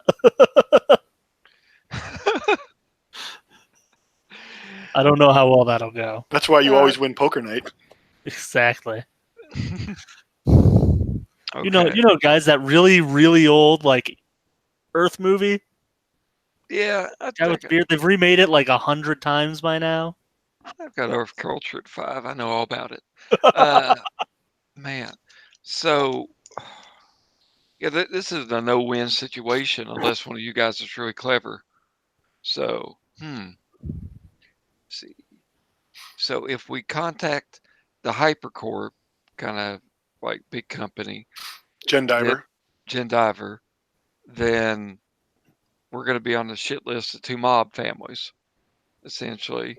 Yeah. And it's But we'll have that corp on our side. Like we'll have Gen Diver. We might be in their good graces. That might mean, jobs that they don't want to entrust to their own people because of whatever reason. Like, I just feel like I'm trusting Walmart to do something good for well, me. yeah, it's shitty. But I mean, Oh, all of God. the choices are bad. That's Yeah. why they're called choices. All right, so are none of these people like Gen Diver? And obviously the mob families are not supposed to have this stuff. Is Gen Diver also not supposed to have this stuff, or is it their property? No, it's theoretically their property. I mean, it's Okay. possible that they got it somehow nefariously, did some claim jumping, or who knows. They're definitely one of the dirtier and corporate, but they do have extensive mining operations in the region. And one of the other things to keep in mind is if this is really refined long john, that's a pretty sophisticated and technical process that requires unique equipment. So even if you somehow decided to keep it, fencing it would be super problematic. Yeah. Because yeah. possessing it, just being some backwater schmooze, you guys are not going to have the technology to do that. And so anybody that you fence it to is going to be able to pay you pennies on the dollar. Yeah. It won't be as much as if. So fencing it, probably not a good idea just because, plus there's the tracker. So, I mean, they're probably going to know. We should just eat it and live forever until we get off the boat. Eat all of it. I don't It's know just if the scene that's from how that Super works. Troopers. We're just Oh, God. So it seems like the company sounds like almost the best bet. Like, 'cause I mean, I keep thinking about the community and stuff like that, and like, I mean, them sending their goons around here. I mean, of course, we got our own homebrew crime syndicate, but Well, Yeah. right now the collective doesn't know. yeah. Um, I think the only way to keeping ensure it that secret they might be never know- hard. Yeah. Unless we kill all the Gorkov guys. All of them. So one of my... Everybody make a psyche test for me. okay. Okay. Just a Psyche. straight up attribute test.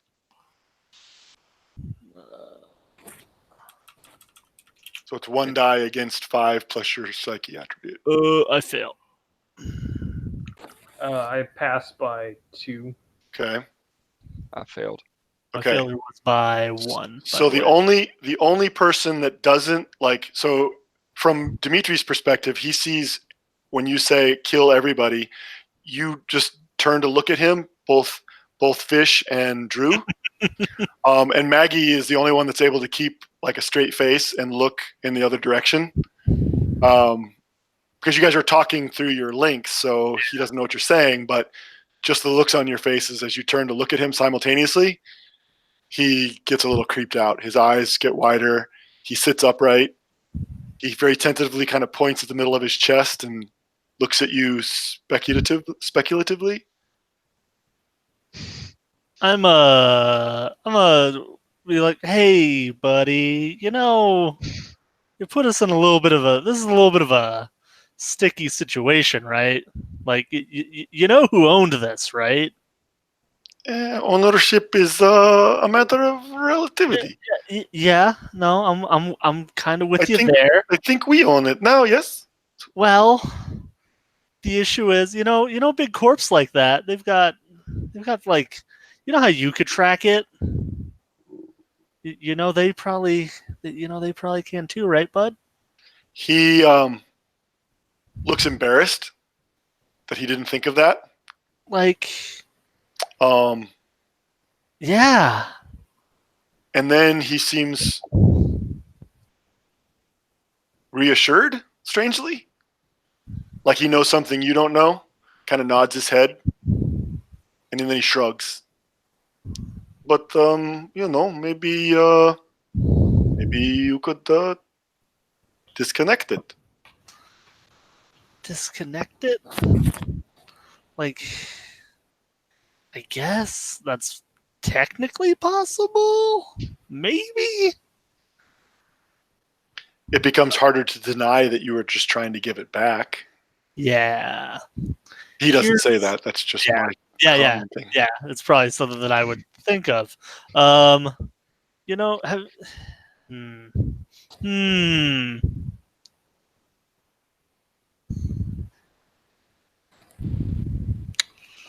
I don't know, guys. So you guys have described several different avenues. One was follow through with Gorchovs, just give it to him. One was to contact the incorporate. Mm-hmm. I don't think anybody has suggested trying to keep it yet, but that would be an option. Yeah. You could connect with the GEO and hope that That they- all worked out as it moved its way through the courts. There was a suggestion of asking for help from the collective, Yeah. simultaneously with a suggestion to keep it secret from the collective. So ultimately, you guys just need to balance the best interests of your family and Red Sky Charters and make a choice.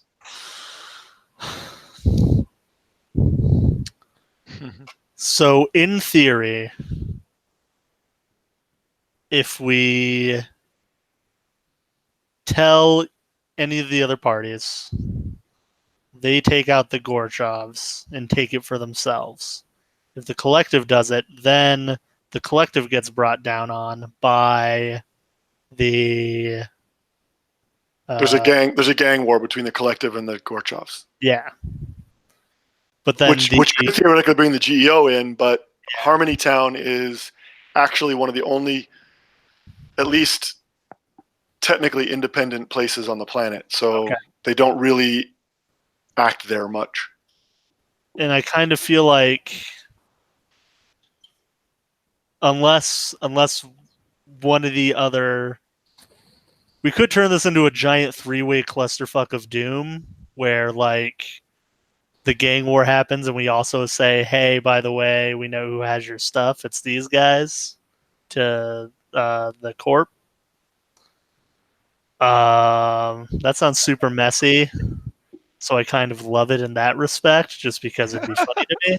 Like, me is me. Like, but it would also probably be really bad for our town. Like, really bad.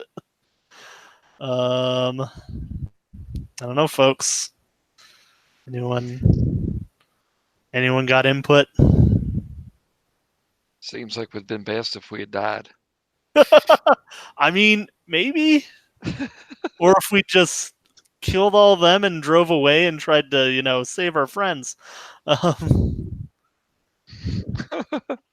really invested in, Edda and friends not dying. Because they're like the only people I have. Yeah. That I know of, I guess. I'm still kind of in the mindset of like we're doing things at gunpoint. Hopefully, it's easier to explain it to people. Though if they care or not, that doesn't matter. Yeah, that's the problem. What's Maggie's input on this before we make a decision right now? Yep, we need the upstanding law person's opinion. I mean, I presume I I mean, I suppose you should just notify the substance's rightful owners and the government, but that might not be the best thing for us to do in this situation. I don't know. Yeah. I swear I'm almost tempted to just disable it and let them take it. You know what I mean? Like, it just seems like almost the best thing. Like, we're being held hostage. We at least have that leg to stand on for what it's worth. Like, the money's a death sentence. Oh yeah. Yeah. No. It is not good. Even if you could somehow theoretically fence it and not draw down the wrath of the Gendiver or the Gorchofs, suddenly a sudden turnaround in your fortunes Yeah. would at least tell the collective that something was up.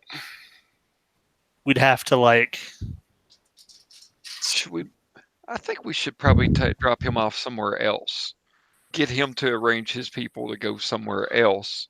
Yeah. So we leave with him, but we never come back with them. So I am sitting here in silence, watching you look at each other and move your hands and look thoughtfully into each other's eyes, and then look over at me. I am thinking maybe I'm not part of some conversation.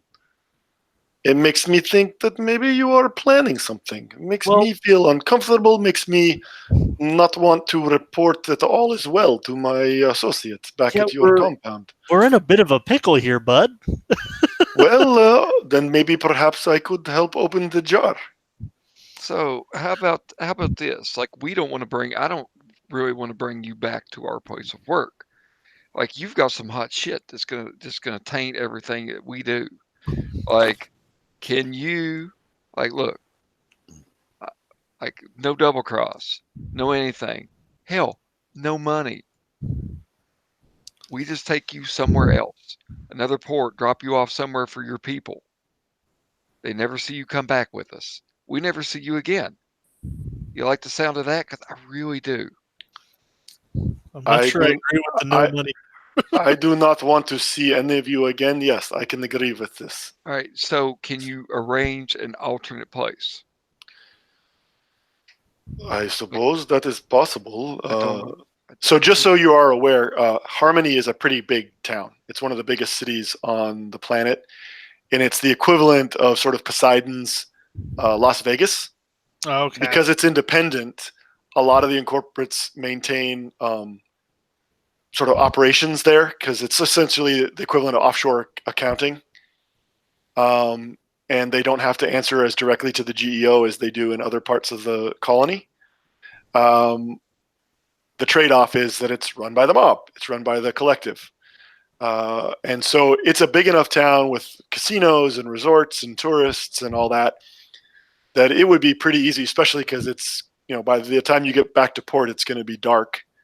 You could drop him off just about anywhere in the city and no one's going to, if you don't want anyone to notice or recognize you, they won't. That's not a problem.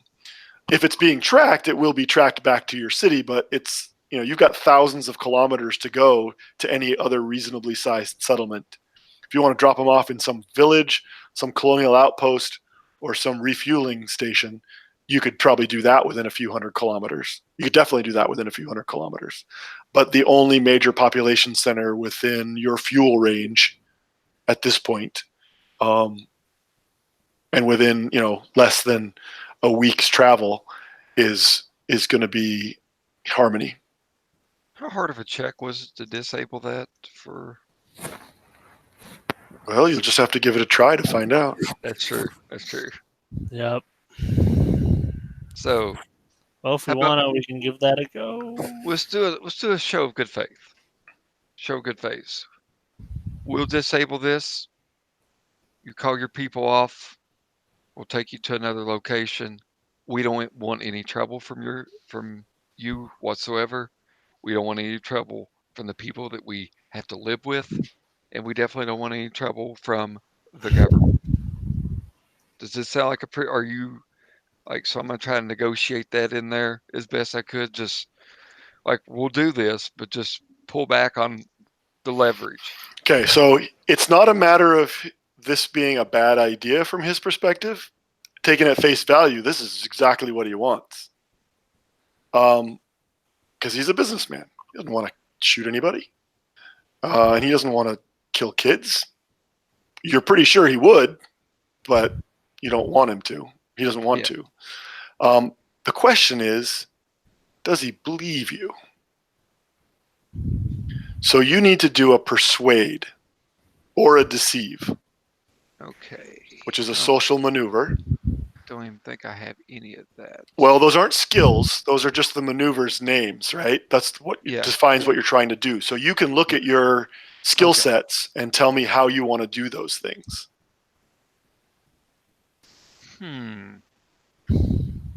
You've got convincing. Yeah. Sounds like a perfect way to persuade somebody. So convincing. And then he basically rolls a defy. Okay. So it wouldn't be like convincing. Convincing is your skill set, right? Yeah. I'm sorry, wrong character. Running a game online is simultaneously liberating because you can do so many things that you can't when you're in person, but it's also like information overload. Yes, it is. Let's Definitely boat captain. They're very convincing. Convincing, yeah. You have convincing at rank 3 with 3 dice. Yeah. And I think you could do it with calm. Right? Okay. You got a calm demeanor under psyche. Yeah. You could do that. So you'd roll against a target of 3 with 3 dice. Yeah. Oh, sorry, target of 4. With 3 dice, which seems not terrible. And if you have any strain left, or have you spent that all? No, I still have bukus of strain. Oh, it would have to be mental strain. Yeah. I only spent 1 mental strain.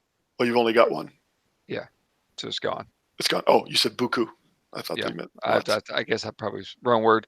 Though if the target's 4, I did roll a 3. Oh, you rolled 3. Okay. Yeah. So you give him your best argument. What does it sound like? How do you make him believe you? You succeed. How do you make him believe you? Look, I got out of the military and stuff like that just to live a simple life and this little shitty business, and taking care of my friends and family is just this is my treasure. This is my everything. So, look, show good faith, handing him back his gun. Like, here's your gun. We've got your people. Is it loaded? No. I even like show him like it's empty. Here's your gun. Okay. Here. I'm assuming you spent all the ammo bleeding out the we probably the Greater White. we were probably punching the Great White toward the end. God damn you! Like the hell's hot. We're gonna put our neck on the line for you to further incriminate ourselves by trying to deactivate this. The least that you could do is like it's just us now. Release our friends. You have us. We're your leverage now, and in a way, we're your co-conspirators right now. We're implicating ourselves just so you can back off. He nods, purses his lip. You are reasonable, and I see the light in what you say. It's good. I can do this.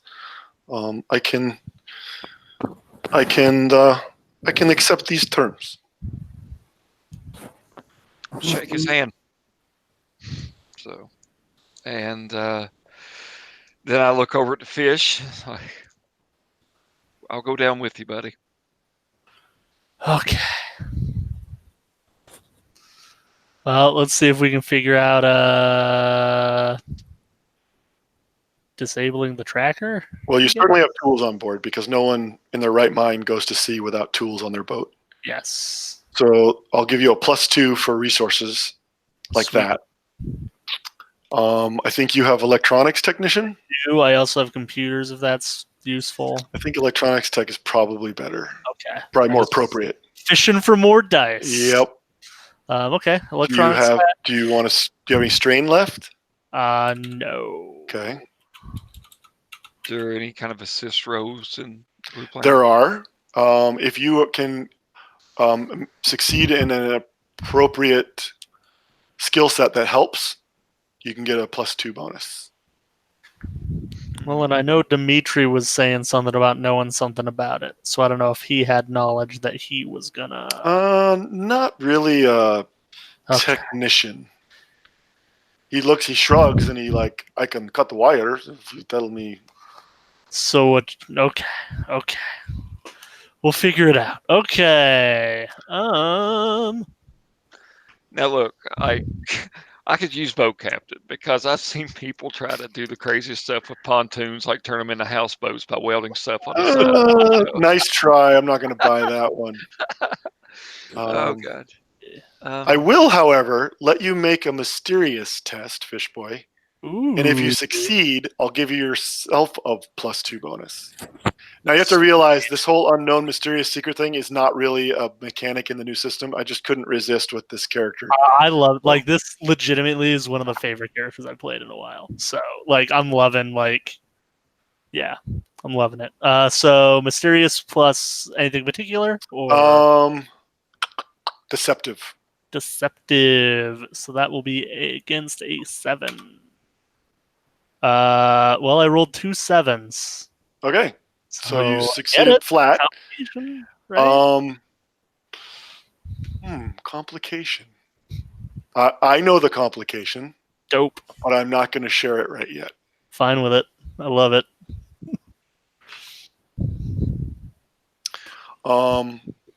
But you manage to pull a side panel off the case.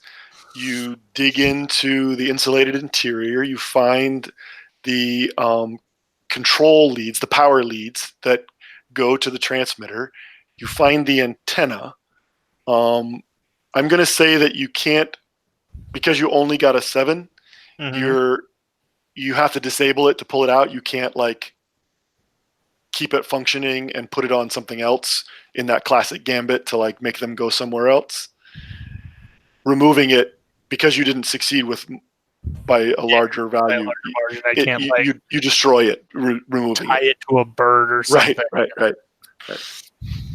So you have this thing, and you pull it out. It goes dark, and presumably is no longer transmitting your location.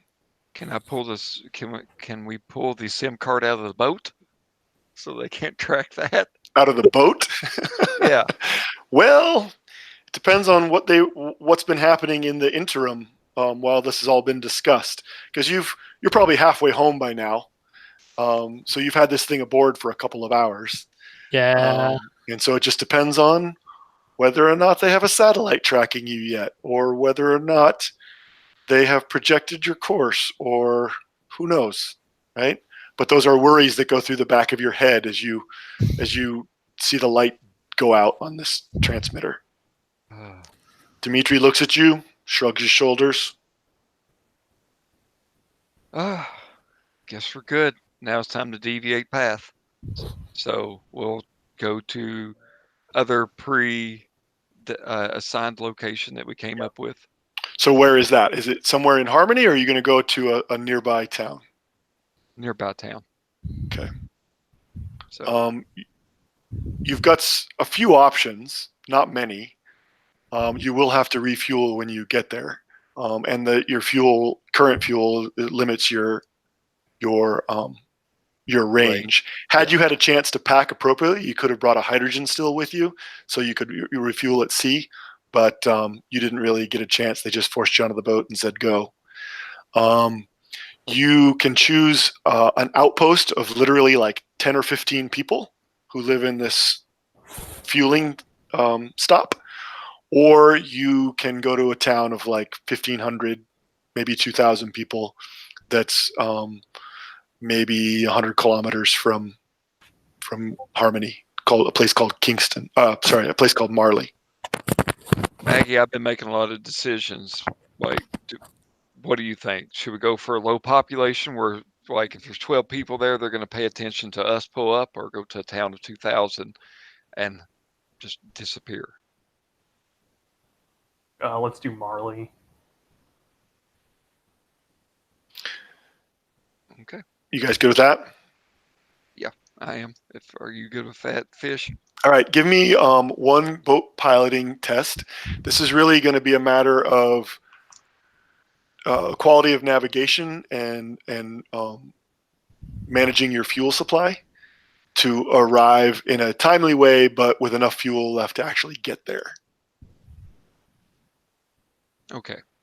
So let's see. That would be obviously boat captain and observant or intuitive. Your choice. I can see that either one would apply. Observant gives me a little bit better number. So let's see. And I wrote a 3 out of 6. Okay, so you time everything right with a little bit of reserve to spare. You arrive in Marley in the dawn, having driven all night. It's easy enough with modern autopilots and with you guys sharing watches to manage that kind of trip. You're just a little bit worried about wildlife, but you're fast and hard to catch even for some of the bigger predators. You pull up to the dock, toss somebody your lines, they tie you up. It's common that people stop here for fuel, so it doesn't seem strange. Someone give, well, let's see, how about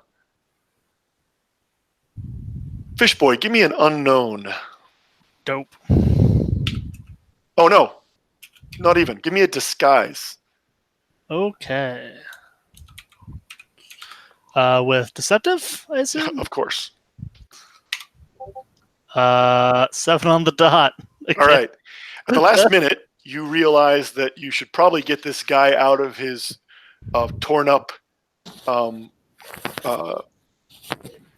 tailored suit and get him into some grease-covered overall so that he looks like some sweatpants. like he belongs on your boat rather than it looks like you fished some sort of executive out of the drink.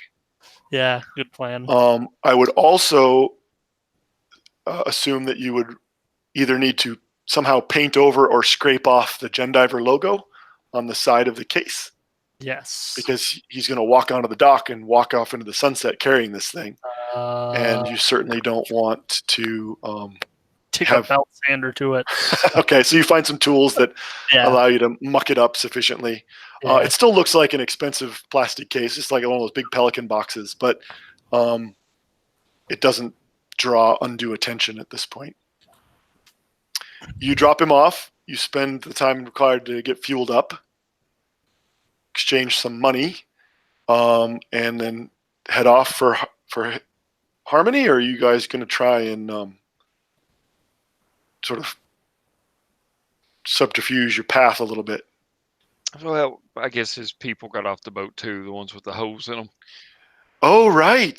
They're in desperate need of medical care. I mean, you did some good first aid on them, and with the smart bandages, they're still alive, but they're not walking anywhere. They need an ICU. So how do you deal with them when you arrive at the dock? Does his people, I mean, I've seen movies before, don't they have their own doctors? Not in Marley. It's a native village. Did you guys call ahead to have somebody meet him here, or was part of the deal that he just got off and then called? I thought I specified for him to schedule a new place. So they would have been. Oh, I guess I did. I guess Jeff didn't understand whether it was in advance of your arrival or post your departure. Oh. Well, it would have either been way. Which would you prefer? I would rather his people be there. Okay. Because they're not at our place if they're there. All right. So when you arrive, there is this very obvious early dawn handoff because there is a sleek VTOL parked on the shore, and when you pull up to the dock, it's not some native kid that takes your dock line. It's a couple of guys in expensive tailored suits with sunglasses, and they stretcher the injured down the dock and into the VTOL. Dimitri looks back over his shoulder. I guess at this point, since it's moot, still wearing his bloody and tattered suit. He cocks an eyebrow, does a like finger gun in your direction, and heads off down the dock with these two thugs in tow. Then you guys fuel up and head back out to sea. We should have just thrown them overboard. I agree. Unfortunately, I didn't think until now to be like, oh, I should have slipped some type of tracker onto them, and then we still rat them out, because that would be hilarious. Oh well. Teach me to not think ahead. So, yeah, subterfuge all the way back home then. Yeah. Okay, so give me, let's see, I want Fishboy to make a spy test. Ooh. And if he's successful, that gives a +2 to your boat captain test to see how good, or I guess you could also make an escape and evasion if you'd like to do that instead. I already rolled the spy. Okay. I do succeed. That would be a 4 out of 7. Okay, so you drive casual and you do some fishing along the way so that when you get back to the dock, you actually have a reason why everything is bloody and why you were out all night. When you get back to the dock, Etta, Bethany, and Uncle Digger see you coming and run down to the pier to greet you. There's no sign of gun-toting thugs anywhere around. Well, that's good. But there are neighbors and there are collective gang members in the neighborhood, and it's likely somebody saw something strange in the last 30 hours. Yeah. Some gun-toting white guys that didn't look like they belonged here. And so there may be ramifications from that. But for the moment, you are happily reunited with your safe family. Bethany runs up and grabs you around the waist, giving you each a big hug in turn. Auntie Etta looks over top of her head with a look of like relief on her face, but also like, we need to talk later. Yeah. And we do a slow fade.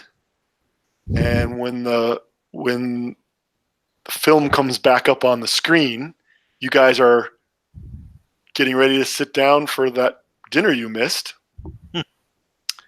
What are you arguing about as you pull out tables and set down bowls and silverware? Let's go back to sports. Yeah. Don't need to talk about money for a while. Yeah. Yeah. None whatsoever. So just kind of more quiet than usual and just staring at the ant. Just kind of occasionally I look up and just see her staring off wordly at the window, and I'm like, it's kind of tearing his guts up. Okay. Well, she gives you that look like we're going to have a long conversation. Yeah. And it's probably not going to be a good conversation. And there's a knock at the door. Everyone turns to face the door. We do a smash cut. And there's a series of 3 post-credit scenes. Ooh. One is some low-level collective guy talking to his sort of neighborhood manager. And all you really catch in their dialogue will be the mention of Red Sky and Gorchov. So that's not good. Nope. There is a scene where the Gorchov, Dimitri, is talking to his manager, and they, open the case, and he shows them the contents. And as they're doing that, in the process, it reveals a second tracker. And the third scene is the Gendiver Spec Ops team closing in around their location. Love it. That's great. I don't think we got the A ending, but C is passing. So if Yeah. this was the first scenario in a campaign, you guys would already have accrued quite a number of complications that you would have to deal with. So I'm quite proud of you in this moment. That was really well done. I really enjoyed it. This was great. Yeah. Like, I'm really excited for when this is like available for me to throw money at. Well, we'll have the quick start guide out in the next couple of weeks, and it has all these characters. It has this scenario. It has all the rules, most of the rules, all the rules we use certainly. Yeah. And you'll be able to play, like I said, within a couple of weeks. It's going to be a while. The Kickstarter, we're aiming for early next year, but we'll see how that goes. Yeah. That's awesome. Well, Jeff, I appreciate it. I've enjoyed the hell out of this. Well, thanks for playing. It was really fun. Yeah, it was great. You guys are good players. Thanks. Fish Boy might now be like my favorite character. Like, I really enjoyed like being like, I don't know what these skills are, but this is dope. Well, it's kind of an interesting legacy. When I first wrote Blue Planet, when we were first working on Blue Planet, the playtest campaign that we used was this Red Sky Charters background motif. Okay. Because it let us play with lots of different kinds of characters and lots of different kinds of episodic adventures, so we could try out lots of different stuff. And so I thought it would be kind of fun to resurrect that for the new edition. We're going to be one of the complaints we've gotten, and one of the only consistent complaints we've gotten about the game was that the setting is so big and diverse that it's hard for game masters to like tease out a thread that they can follow and don't know where to start their campaigns. Yeah, I can see that. Yeah. So one of the things that we're going to be doing is we're going to, you're going to open a game book and find the character archetypes to show you what kinds of characters you can play. Yeah. We're going to do that with campaigns. There's going to be these 2-page spreads that define 8 different sort of campaigns that you could play, and it'll provide you with sort of background and setup and plot hooks and NPCs, and then suggested PCs in each of these. And one of them is going to be the Red Sky archetype, and that's actually provided in the primer as well. So you could just dive in and continue playing Red Sky Charters with these characters just out of the primer that we'll have available soon. Cool. Awesome. I'll be waiting for that, definitely. Definitely, yeah. More games for my players to not show up to. Well, I'm getting more and more into this gaming online. I've done some in the past, but it's just getting technologically easier and more reliable. Definitely. I don't know what was wrong at the beginning of our session, but we didn't have any other problems going along, and that was nice. Yeah. Well, guys, I really appreciate it. Thanks for spending your time playing. I'd love to hear any comments you have or questions you have about the mechanics. This is also a playtest as we continue to refine. The rules are fixed in the primer, but we've got a year to get them tuned up for the book. So if you've got any suggestions or questions that might lead to improvements, I'd love to hear them. Once I woke up, it was very intuitive and easy. So it's just I literally woke up at like, I don't know, 4 o'clock. Oh, so I was like leery-eyed. That's hard. It's like the morning. It's like the morning game at Gen Con. Nobody's ready for that. Unfortunately, it's how I have to game if I want to get any in. Because night shift life. Woo. Yeah, I used to live in Hawaii and did a little playing online with friends back in Missouri. And depending on the time of year, that could be as many as 7 hours difference. Yep. So that's rough. I would be up at like 7 in the morning, and they'd be in the afternoons. Wow. Yeah. Yeah. Well, don't take my stumbling through as any indication. It's hard to follow. I had to actually pretend I was eating toy food for my 3-year-old daughter. The first 30 minutes of this, it was a veritable feast. I mean, well, that's good to know. If you can play 2 games at once and still sort of track, that's right. That's an advantage. Yeah. Awesome. Well, Jeff, I'll definitely be in touch with you about this. Oh, great. Yeah, I'd love to chat. All right, guys. Well, thank you very much. No Yep. problem. Bye. Bye-bye. See, man, Easy, guys. you may want to stop the recording Yeah, first I'm before you close. working on Oh, that. yeah, All right. that's fine. Thanks all.